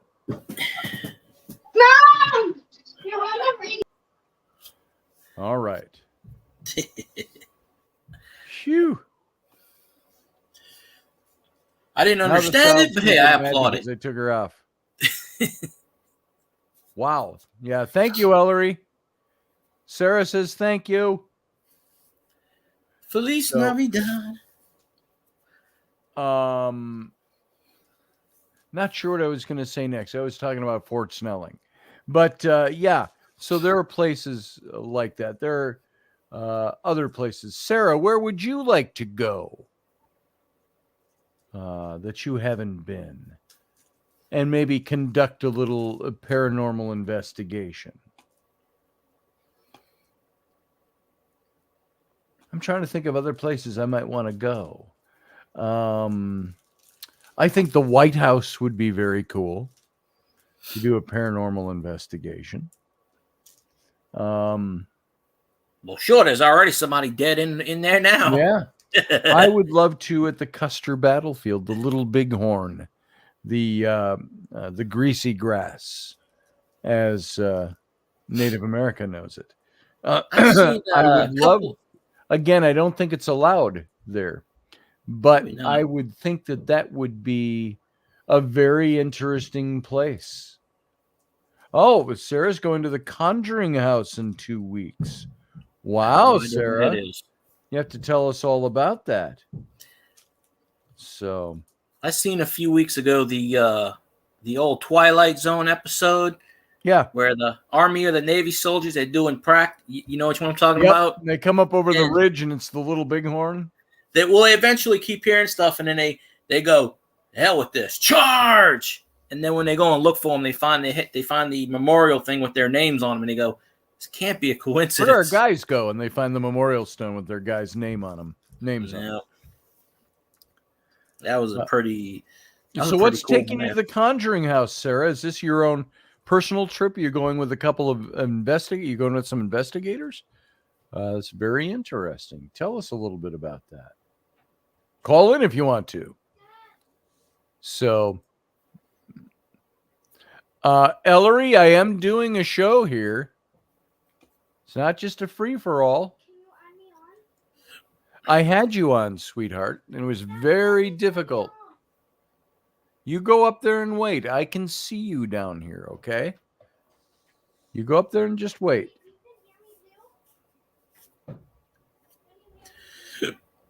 I did. Stop talking to me. Jeez. So, Ellery is cute, says Anita Palmer. I enjoyed her story. Not sure I got the plot of it, but I did give her a thumbs up for going on the radio. Yeah, she's not bashful at all. So, that's not to worry about. And here's our messy kitchen again. There it is. Ellery. Yeah. You're on. You got 2 minutes. 2 minutes. Let's go. Just don't die when you go to the Conjuring House. What? What? Here, I'm going to bring Sarah in, okay? Okay. Hey, Sarah. Hey guys. Hey Ellery. Don't die when you go to the Conjuring House. I'm What, sorry, Ellery? I didn't I'm not understand that. understanding you. Don't die when you go to the Conjuring House. Don't die when I go where? To the Conjuring Uh, House. she's Oh, the talking to me. Conjuring House. She's talking She's to me. saying to you. I don't think she's gonna gonna do die. everything she can to prevent from dying. You never know, but That's you know. right. So what's bringing you to the Conjuring House? Well, I'm gonna be in the area for Ocean State Paracon, so it was like a stone's throw away from the con. So I said I'll just go. Oh, you know. that's cool. Yeah. That's so cool. I'll be spending the week the 7th to the 14th in Providence. So I'll see what's in the area and to get a good feel of the area and That's neat. go for a much needed vacation. But been doing a lot more Steph- traveling nowadays. So Is Steph, are you saying that Jason's daughter from Taps is one of the managers at the Conjuring House? Satori Hawes. That's Satori Hawes. Okay. all Yeah. right. So interesting. That's it's funny. I worked in Utah almost 5 years ago now I was in Utah for it was 2018. Yeah, it was 5 years ago, and I wanted to go up. I didn't even think about it because the show hadn't come out yet. Even though we knew about this stuff, we were, a few hours, 2-3 hours drive from the Skinwalker Ranch, Mm-hmm. and we didn't get up there. But it's interesting. I found some places. Ghost Adventures did a show, an episode on some old, I think it was an old amusement park, and it was in the same small town, suburban, kind of suburb of, Mm-hmm. not really a suburb of Salt Lake. It's too far north. It's 30 miles north, but a small town. And in Utah, where we were staying the whole time we were working with the company out there. Yeah. And so I never even knew it was there. Just some things I wish I'd known were there. I'd have gone to see those places. Right. It's it's a big, mad world out there. I mean, even in Utah, I lately, especially the past couple of years, I've been hearing a lot of negative cases coming out of Utah. Some are considered, either a lot of satanic activity, demonic, or whatever. But I mean, that's just what I'm right. I'm seeing. I mean, hey, Michael. It could be, hey, bud. It could be anything. But another point I just wanted to bring up was you could literally, put a pin in a map anywhere and you can find paranormal activity. Oh yeah. I mean, well, we live in a haunted world. It's everywhere. It's not isolated to certain locations. That these are paranormal locations. It's just everywhere. I think you could go down almost every house on your city street and find something. Yeah. So I mean, it's all about that energetic layering that we have. That happens through time. So some areas like the New England area here in Virginia, there's a lot of gathering of traumatic energy, or in some other places you may not have it as bad or have it manifest as bad because of the. I know she ain't too far from me. Have you heard of System Ball Tunnel and there's the Octagon House and the Octagon House I've heard of. The Octagon House, just the way the building was shaped, it's supposed to be I guess significant. It's so I don't know much about architecture and the paranormal itself. There's some interest. I just saw somebody do the Octagon House. It was was it the Mind Seed guys on YouTube? I think it was them. I might be mistaken, but it was a pretty target rich, shall we call it? Mm-hmm. And that brings to mind a couple of places that I guess you could. I've never thought of these as being on my bucket list for this, but now that you mention it, I'm going to put them there. It would be both of Thomas Jefferson's homes. Monticello. Monticello in Charlottesville. And then Poplar Forest down in Lynchburg. Right. Those are places I would love to investigate. Those places. When I went to Poplar Forest, it was a different feeling there. It was they call it the mini Monticello because that's where he went. The mini Monticello. It actually looks like the mini Monticello. And it's right in Lynchburg. And that was Jefferson's home away from homes. Home away from home. That was where he was supposed to have written or rewritten the Bible. Yeah, the Jefferson Bible. Yeah. If you don't get a chance to hear it. I live in an old store building, and there's certain days I feel different energy here. And I'm thinking the other day, how many people have come through these doors? I have 2 front doors, no back doors. So if anything bad comes in, you got to go out a window. Dog under each arm. But some days you feel like a cheery field, and other days you kind of like a little drab or whatever kind of feeling or whatever. But But you know what? That's one of the reasons that I'm looking for the traveling, because there's a lot of old world history, like the castles and stuff like that, that I would love to see part reaches out. And but no, up next to you, I was going to ask you. I've seen a thing about Lake Michigan and stuff like that. They call it the Lake Michigan Triangle. Yep, that's I've supposed to heard have of that. more shipwrecks there than the Bermuda Triangle. Yep. There are lots of triangles, not just here in the U.S., but all Cheryl over Carter, the world. Cheryl Carter, who's been on this show, she wrote a book about triangles, and I can't remember like 20 of them, I think. But yeah, Alaskan Triangle, Michigan Triangle, Bermuda Triangle. Yeah, my friend Mike Ricksecker, he wrote a book on the Alaska Triangle, and there's the Bridgewater Triangle. You could if you have 3 points, you can basically make a triangle anywhere. But I would be interested in to try to investigate a Masonic lodge, which probably won't happen. But I mean, if there's a something to do with Uncle Dave had a lot of stories of the Masonic lodges, where he said one night he was up working late. He was painting on a mural there a few years back, and painting away, and the way he tells the story, he says he was painting. And he says, I heard something. I look over. There's a guy over there. And I look again. He's gone. And I'm like, okay. And he says, we're just always there. So there's a Masonic lodge that's actually shut down in Mendota, Virginia. I don't know how far that is from Sarah, but they're not far. And Mendota's right here. So, but yeah, because I'm 20 minutes from Mendota. Yeah, you're 30 minutes from me. So yeah. Oh, so. Yeah. I thought you were in Massachusetts for some reason. No, because you're Virginia. I'm about 35 minutes from Valerie too. But yeah, Mendota actually in the little town. I don't know if you call it town or whatever. It's unincorporated. They have one stop sign, and then it's got a sign on it: now entering, now leaving. But there's actually a Masonic lodge that is closed down there. So if you go down and talk to the locals and offer them a few bucks right now, because they're all about tourism. Well, I mean, whatever you can in the area. I mean, because the main haunted place down there is Abingdon. So yeah. The tavern. Yeah, the tavern still has the shackles and the stocks upstairs where people would put. That's right.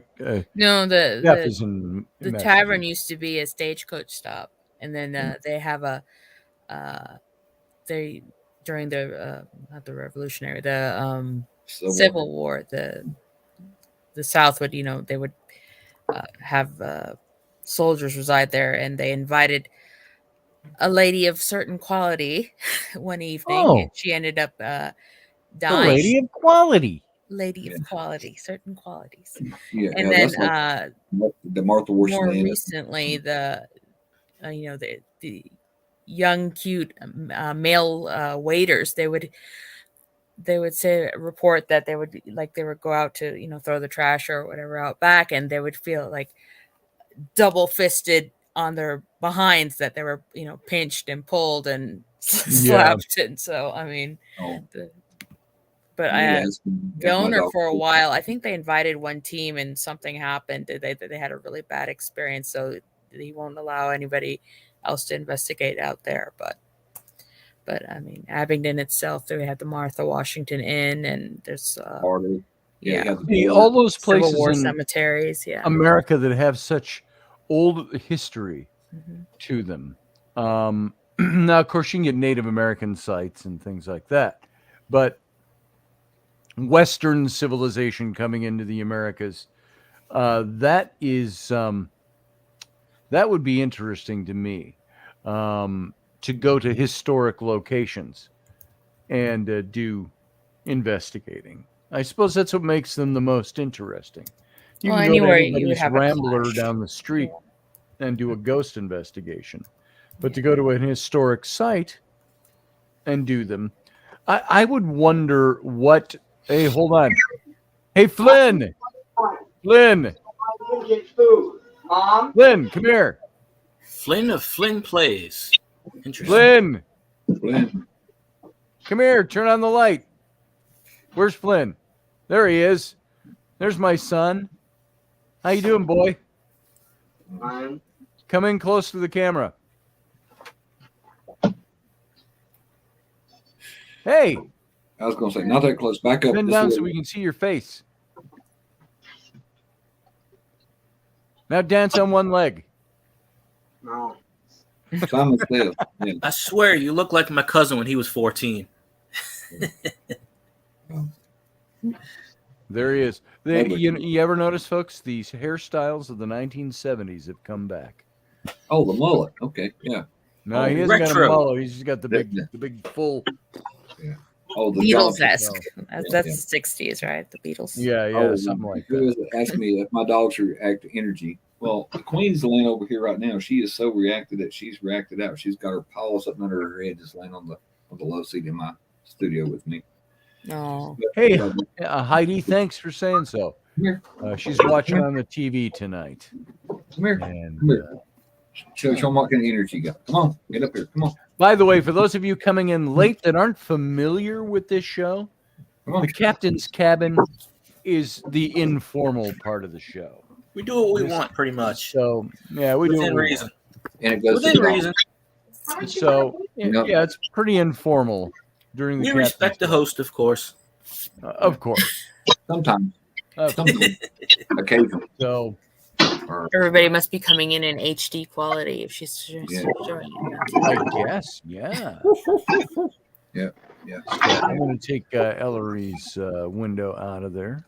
There we go. Yep. She's Yeah, up she there wants somewhere, to I'm know sure. how she reacted to the energy. Look at them sleepy eyeballs. No, Oh. yeah, that's how she's reacting. Hey, Doggy, puppy. I'm in the spirits. See? Go. Let's see. Huh? Let's see. Oh, we watched the Flash movie today, and Yeah, how was that? all the different Batmans was pretty good, but the surround sound or like all the whatever, she'd go look out the door and she'd bark. I'm like, it's on TV, let it go. Let it It's go, on TV, child. let it go. What did we watch last night that was a new movie? But Oh, we watched but the. I told him that Michael Keaton is my Batman, and, Yeah. and the best line of the whole movie is like, Well, he's coming back as Batman. oh, she said she I wants. thought I heard something about that. Yeah. We watched Oh, yeah. Guardians of the Galaxy 3 last night. Oh! Say I'm Rocket whole family. Raccoon. Rocky the whole thing. Raccoon. Yeah, because his whole thing is I'm not a raccoon, and at the end of it, he said, Yep. I'm Rocket Raccoon, and but yeah, Yeah. that was yeah. Well, way to give it away. Yeah, but anywho, No, it was Hey. actually a good. It was a really good movie, and I thought it was well done for a science fiction, high end AI type Yeah. of movie, visual effects movie. Did you But, think that it had proper closure? Being the last volume? Yeah, it had proper closure, but I think they left it open for number Well, 4. You They never did. know what they with Disney Plus. They'll give everybody a spin-off show apparently. So Yeah, Oh, I that's how you think make the money. last Have thing, this Star isn't Wars. giving Ideas. too much away, but the last thing in the film, it says Star-Lord will return. That's Yep. I all. have no idea. I've never seen any of those movies, so I don't know. yeah. Why Oh, they're live good. in the swamp with no internet. I got through the last Picard last night, and Oh, I wasn't expecting that ending. I was What like, did you damn think it! of that? I was like, this is why I avoided the second season, just for that reason. And I was like, damn it, more of him. What? Why did you avoid the second season? Well, mainly because of Whoopi Goldberg, but Oh, yeah. yeah. yeah, I saw the end part, and they had the credits, and I was like, okay, well, I'm gonna end this, and then I got up, and then I heard more talking. I'm like, okay, what's this? And then I see it, and I said, oh, we know what season 4 is gonna be. Yep. Oh, yeah. You do. Hey, you know what? I used to say my favorite captain was Kirk, but I think I got a new favorite captain now. If nobody has saw Picard, I'm sorry, but Yeah. but Yeah. the new captain. I did see the first, because after Picard, it brought up the Strange New World. So by accident, I did see the first one, and I was like, it's okay. I have to get into it though, but Strange New World. Strange New Worlds is good. It gave me all the feels of the original when I was a kid, and I liked that.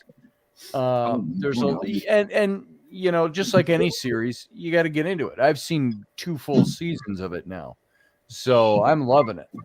And I think I'm gonna start watching the Lower Decks, the cartoon one. yeah, that was fun. Oh, it is good. Because I play this game on Facebook. It's called Star Trek Timelines, and you do tasks and you do this. It's got I've all seen that game. Yeah. Yeah, it's got all the characters, and I play it like a couple minutes a day. I think I'm at level 55. And then you get all the characters, and then you build them up to 5 stars, and then you freeze them, and then you pull them. It's just a task thing.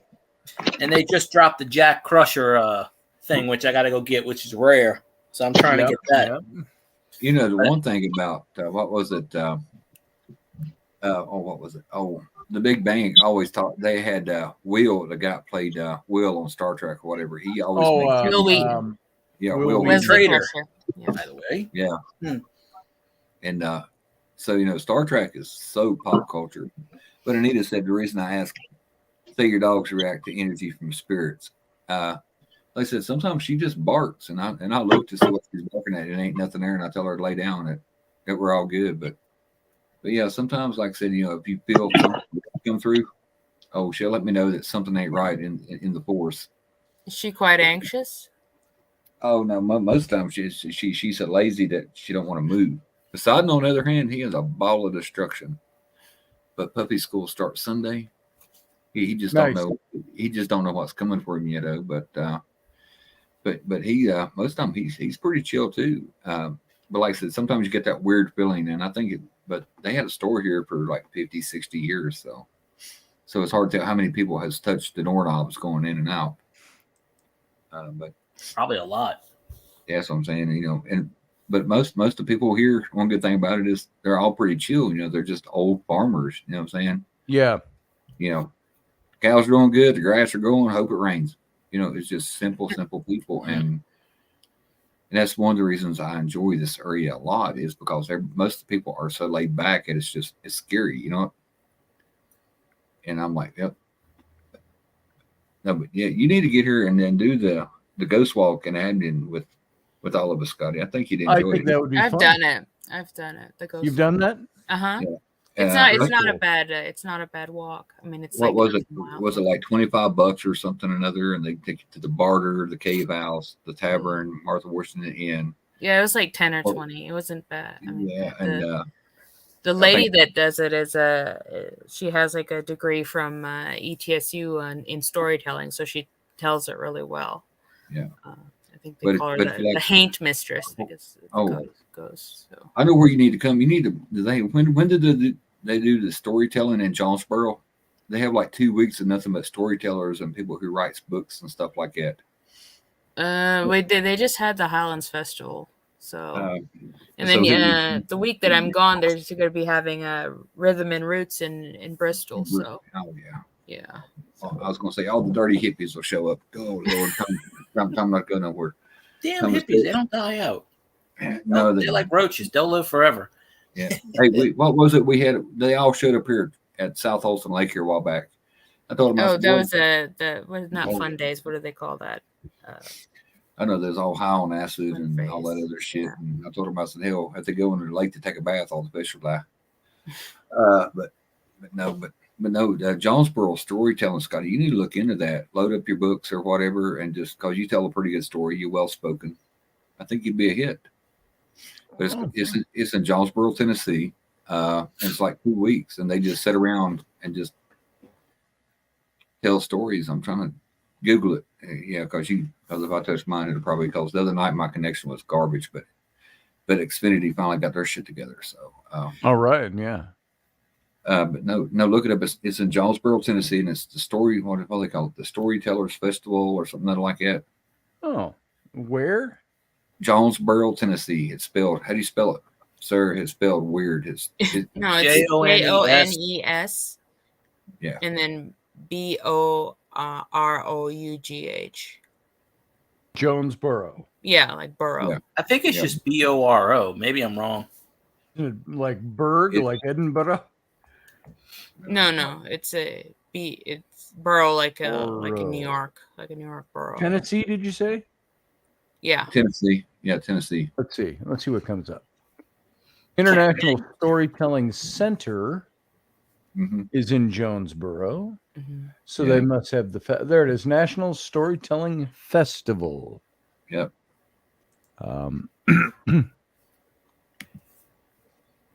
Be a good place to peddle one's books. Building a better world through stories. Yeah, some of those guys that are storytellers, you can be articulate and speak well, but you're a different breed telling stories. And Some of them can tell some really tall tales, though. yeah. I know they do. They do around Halloween. They do like all the ghost stories and stuff like that. And we went down there one Halloween, and I tell you what, that guy he'd make the hair stand on your arms the way he did things, and he moved, Yeah. hands and facial expressions. I'm thinking, I might want somebody to walk me through the truck with a flashlight. This guy scared shit out of everybody. They said, "Oh, the poor kids." I thought, "Poor kids, my ass." And the Bell Witch. Yeah, you get here. Yeah, we take you to the Bell Witch cave. Bell Witch is far, That though. ain't too far. That's in Adams, Tennessee. Adams. That's several hours. Hey, Google, how far am I from Adams, Tennessee? A long way. You are 332 miles away from Adams by car. 332 miles. Yeah, not a day trip. No. No, not a day trip. But even I think on the towards Halloween, one of the ghost tours, or maybe they were during the Highlands Festival, they were having reenactors in the cemeteries. Having people walk around the cemeteries and having reenactors tell stories that way. They were reenacting the people who died and all that. Yeah. Of their stories of how they were, murdered or killed, or war stories, or that was interesting. That was fun. But it's like I said, there's a lot of the story things around here. But I've heard you tell some of the stories of like the reenactments and stuff like that. There's some cool stuff that has gone on. Tall tales don't all have to be don't have to be nonfiction.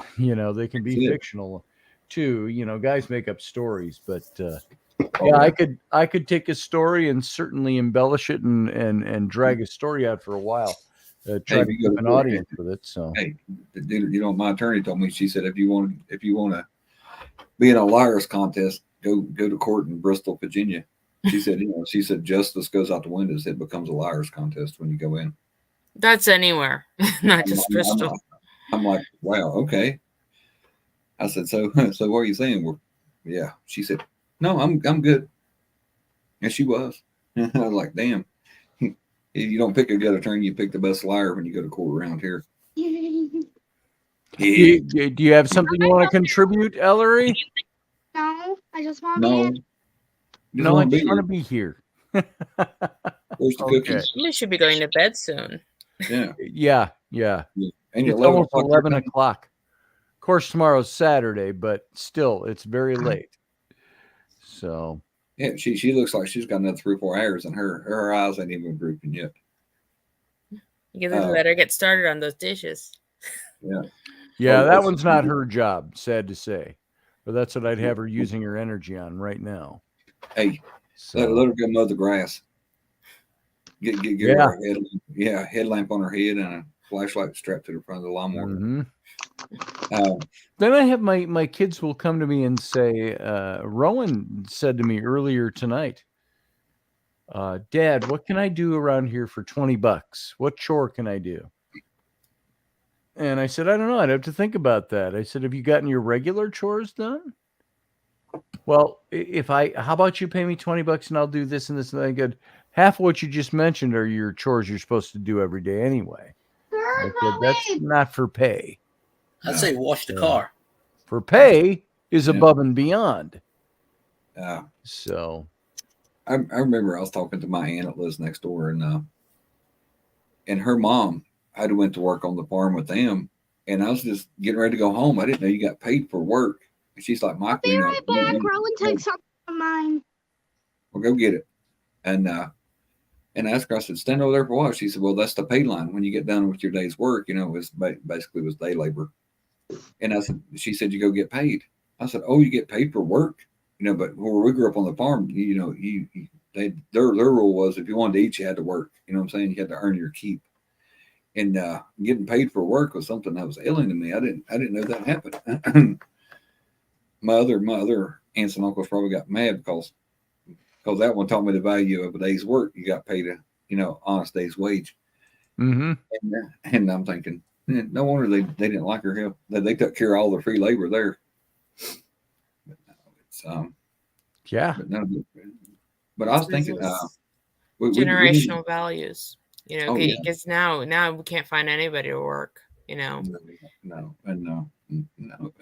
There's a food truck sitting out here, and the guy said, Michael, find us 3 people to run the food truck. Fully stocked, ready to go. The thing you have to do is stock it with food. You can't even find one person come to work, much less 3. Same with the carpet cleaning van. Looking for a 2-person crew that can follow instructions and don't steal. And you can, that's 5 people that we need right now that we could put to work, making a decent living. But you can't find one. Cannot find one person to work.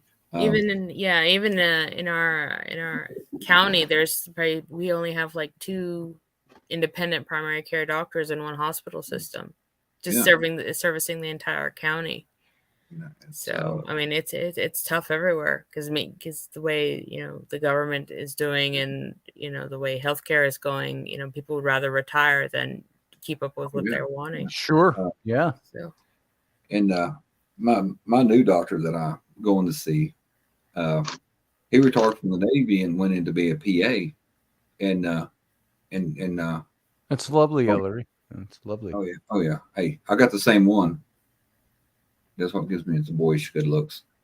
Hey, it helps. After you hit 5-0, you got to do all you can. But he told me that he could barely keep enough, like nurses or receptionists to keep those doors open. Yeah, we're shorthanded. Then he turned around and said that certain insurance don't want to pay you. That they would, the insurance tries to bend the doctor over on the back end. Mm-hmm. And say, look, we're only going to pay this much. They basically fall in line with what Medicare does. So I mean, it all trickles not down. much. And that's the reason when I knocked my partial out, that I finally found a doctor here. She's really convenient right behind the VA off exit 5. And she said, Michael, if you want an old veteran and spoke to me like somebody, she said, I'm not taking new patients. So I basically talked my way in the door because, she works 3 days a week. She works 3 12s, and, it takes 4-day weekends. And she said, Michael, she said, it don't pay to take insurance anymore. She said, you had me at, when you said, well, Dan, do you take cash money? She said, you had me at cash. And that's bad, because I called and called and called. When do you, she's like, Michael, try this one, try this one, try this. She's Googling it from the UK, which is really sad that you got to, outsource help, to help find a dentist to bolt your stuff back in. And every one of them give me the same answer. I've got 1 or 2 answers. 1, we don't take your insurance, or 2, we're not accepting new patients because what the insurance pays does not justify us bringing in another patient. We're content with what we got. And it is really getting turned upside down and backwards. Because, people used to come here for healthcare. And now people are looking to go to these other countries and pay cash for it out of pocket. I've been looking at the stem cell research for my back and my knees and shoulders from the Army. But you have to go somewhere in Central America and get an American doctor to administer it here because they won't allow it here. And I want to know when we become a third world country for medical and dental. I think we lost Field Guy. That's who just disappeared. Yeah. The alligator got him. But no, I was just wondering because, there's several people still there. But I never thought it'd be that hard. It took me 2 weeks to find a dentist that I could finally pay my way in with cash for, because she would not take a new patient with insurance. Wow. Yeah. I mean, in our area, just to get a referral out to see a specialist, it takes at least almost 3 months. because we don't have the resources. I mean, I'm half tempted just to go out to Richmond and just tell them, hey, we need to get either the military in or someone to help support this, because the bottom's caved out. I mean, we were already at the brink before COVID, and then COVID broke the camel's back, and the health care system is broken irrevocably. So, I mean, at least at our practice, we take every insurance and we try to do what we can with whatever given to us. Because I mean, it was like we can't even go on vacation because somebody has to work. Somebody has to work. Yeah. Otherwise, who's going to service this population? And the majority of population here is, like Michael was saying earlier, it's all elderly people, coal miners, who are on Medicare or Medicaid or some combination of the two. I would say maybe 2/3 of our population is on dual Medicare and Medicaid, and it's very difficult. And with the way the government was working everything, they required everyone. 5 years ago, everyone had to say, okay, we want everybody onto an EMR, electronic health record, get onto a system. That's like at least a 20,000 plus investment. So a lot of these older doctors, they said, you know what, I'm not going to do it. So I'll just retire, and then they go out of the area or wherever they want to retire. Yeah. I don't know if sir ever heard. Dr. Brassfield is the one who put the cages in my back with the rods. And I know Dr. Brassfield. Yeah. And everybody loved Jim Brassfield. I'd known Jim for years. Yeah. And he said, Michael, he said, let me refer you. And I told him, I said, Jim, if anybody cuts in my back, by God, it's going to be you. He said, what about these younger doctors? I said, no. I said, I don't want them. And, I had talked to him, basically told him, hey, if I couldn't walk out the hospital, I didn't want to leave. Yeah. And he said, well, and he said, well, I'll do what I can, because, it was bad. Yeah. And I knew it was. Just recently with the healthcare system, the major gastroenterology associates, the major group, they just walked away from the hospital because, things are so bad. I mean, then, he did my surgery, and he got me back basically on my feet. I went back to work really, really early. And then and I was doing pretty good, and I called to get a follow-up. And about the time I called to get a follow-up, the lady's like, Evans, you got your letter in the mail. And I went out and got it. And basically, he wrote me a letter about as long as I need this little comment here. It's like, I'm 70-some years old. I'm tired of shit and I ain't doing it anymore. I'm going to go home and fish. And he just walked away. And the nurses, my aunt that lives next door, the nurses on 2nd and 3rd floor loved Jim. You know what I'm saying? He'd bring them candy. He'd bring them flowers. Anybody's like, oh, and I had somebody tell me one time, oh, he's on drugs. He fools around with questionable women. I said, I don't give a shit what his hobbies is. I said, that man give me back my ability to walk. I said, hey, if he needs to blow off some steam, I said, hell, I'll donate to that fund. You know what? But the administration lady came downstairs at Bristol Hospital. He wanted to keep me for another week. She said, Michael, we don't have any more beds. We got to send you home for your recovery. I said, do what? She said, yeah. So the hospital administration kicked me out of the hospital after the doctor said, hey, Michael, I want to keep you another week. Do they give you home health at least?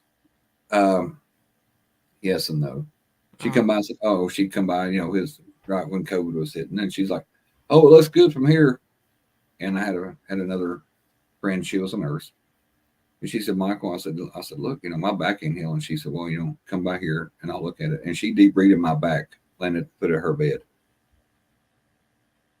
Or it would have never healed. Because, like I said, the home health nurse would come in and look at it later. Oh, no, it looks good from here. You're all good. Carry on.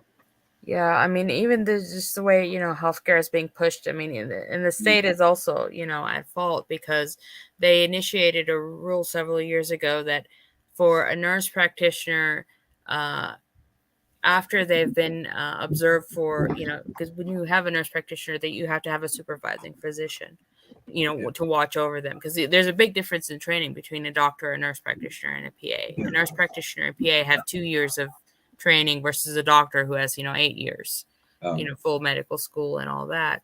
So in Virginia, because of the shortage and because it's cheaper, Paying a nurse practitioner has a lower salary than a doctor. So what they were saying was that after 3 years of being observed under the doctor, now they're allowing nurse practitioners to go on their own, to practice, which I think is dangerous.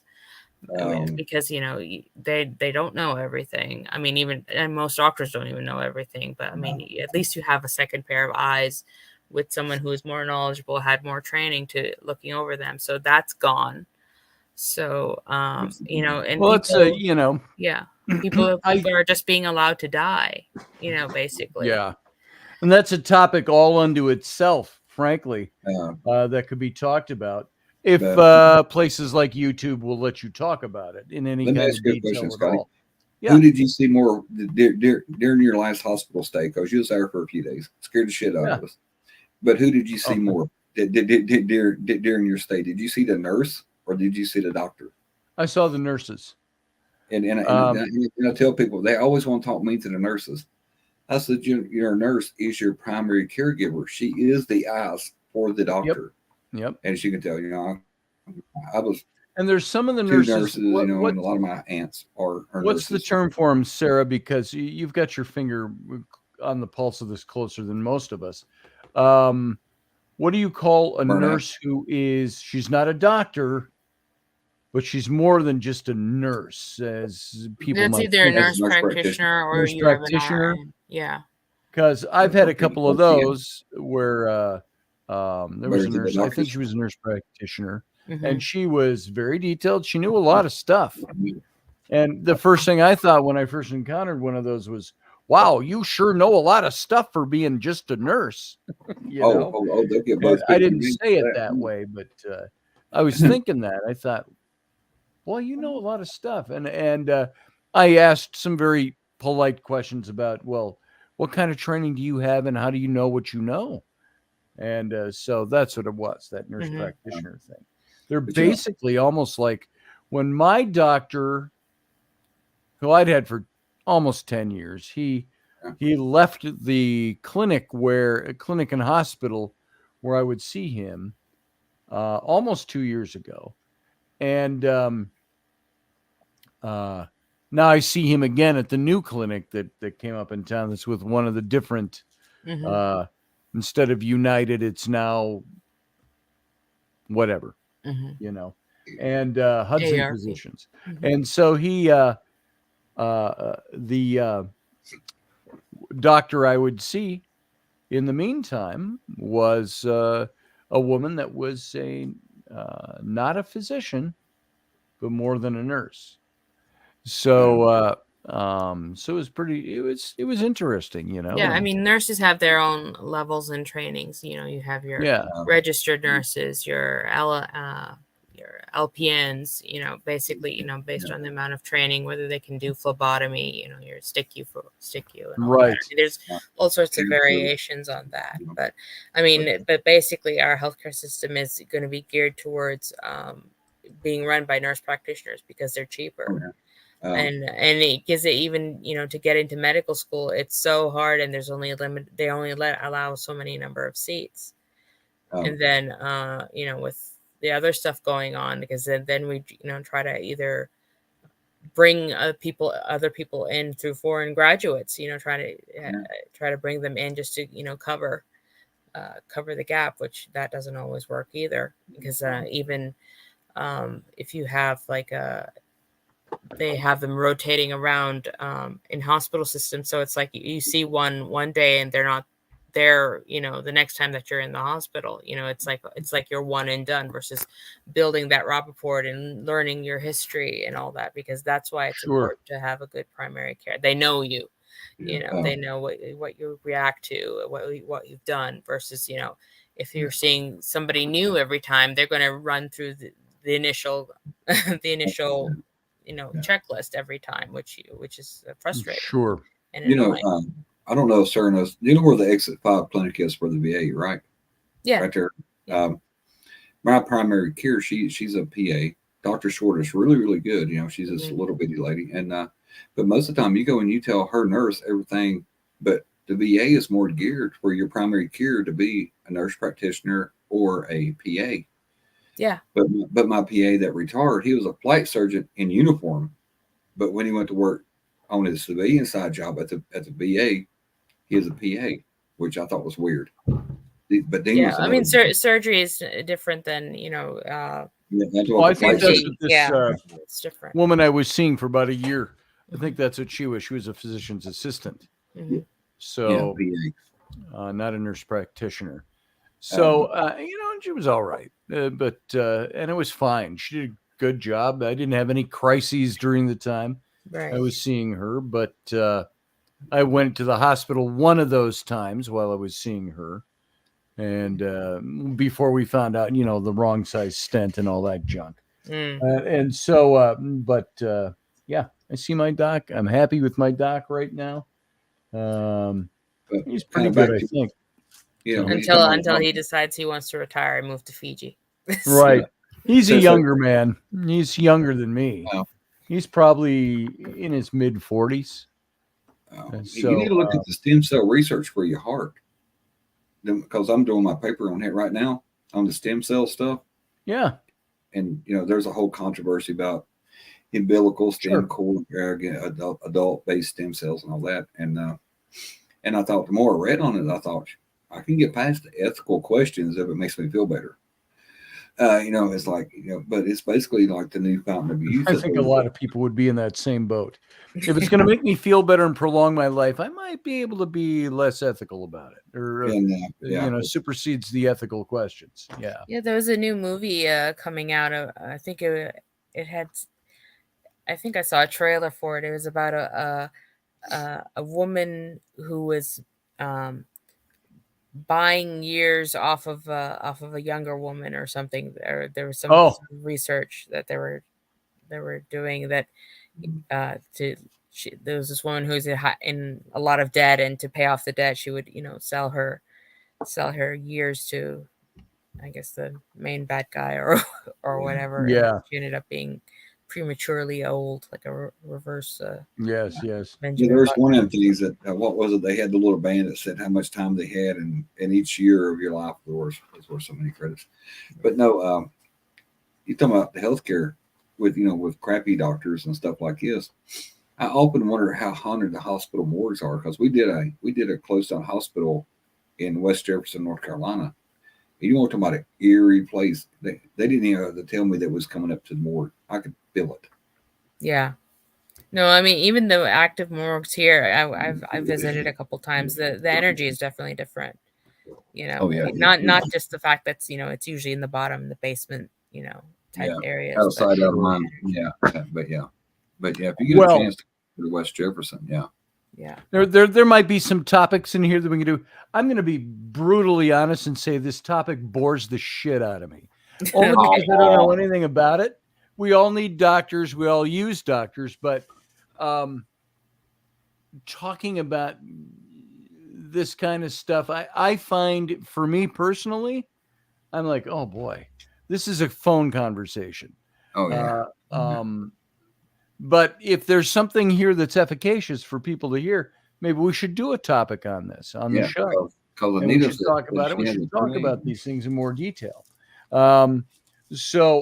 Otherwise, we start getting into the minutia of that was my experience. That was my experience. Well, in other news, I've heard Ryan Reynolds is trying to bring back Elf. So. Is it? Hey, Alf worked. And he said, talking about boring. I got a funny joke. They said after a man gets certain age, he has to have certain procedures. Find a female doctor or a doctor with small hands. Nice. I'm not a doctor. To quote Chevy Chase as Fletch, what, you got the whole arm up there, Doc? Yeah, pretty much. Everything's done by laser now anyway. It's all done with the toys. Anita Palmer, yes, Field Guy is in Louisiana. He's very close to New Orleans. So, Nolans, as he might say it. Hey, haunted and voodoo, because we went down that slippery hole. Everybody's like, shitty doctor, and yeah. But that is a really, really place, and they have hoodoo down there too. So not only do you get the voodoo Santeria, hoodoo, New Orleans is definitely on the paranormal bucket list. That'd be interesting. I'd like to look into that a little bit just to learn more about it. I think that'd be an interesting Yeah. It's time. culture. And, Yeah. So, but there's another place. It's called the Convex, where the Little Colorado and the Big Colorado comes together, and it's on some Indian reservation out there in the Grand Canyon. And that tribe will not let white men go down to the Convex. And everybody's like, "Oh, you can't get down there." I'm thinking, I used to jump out of airplanes and rappel a lot. Don't tell me I can't get down there. But there's something about that convex that's supposed to be like an energy vortex that comes through there. And they said that's where all the spirits of the ancestors come out of, the vortex between interesting. where the Little Colorado and the Big Colorado meets. But he said, Yeah. a wild part. I don't Yeah, know. getting into places is definitely not as difficult as asking permission. Hey, it's better to ask for forgiveness than permission. Yeah. But well, I'm going to start wrapping this show up. Sounds like to me everybody's still awake upstairs by 11:15. Usually they should all be sleeping. You can guarantee that. I'm going to go hang with them for a little bit. And I want to thank everybody for coming on. It's 11:15 my time, 12:15 out east. And Sarah, thanks for being here. Thanks for all right. Thanks, guys. Contributing. I appreciate your presence. And Michael, good to have you here, brother. And, I was trying to keep up tonight, but like I said, I had a couple things I had to do for school, and that's all right. Yeah, yeah. Like I said, it's like the whole thing was about emotional intelligence and how it computes the IQ. And I thought, boy, I am liking both at 11 o'clock at night. Nice, not at 11 at night. No, but unless you're on the night shift. No, like I said, most. All right, Michael, I'll talk to you soon, brother. Good to have you here. All right, everybody else, guess what? It's that time. It's time for us to get out of here. And I appreciate you being here. I appreciate the time that you give me and that you give this show. Go visit my Patreon site. Come back on Sunday when we will have Sunday morning with Scotty and Rainey. I don't know if Rainey's got any plans this Sunday that takes her away. But if she's around, maybe we can get her to make an appearance. So all of you, thanks for being here. And we'll see you again next time. Live long and prosper.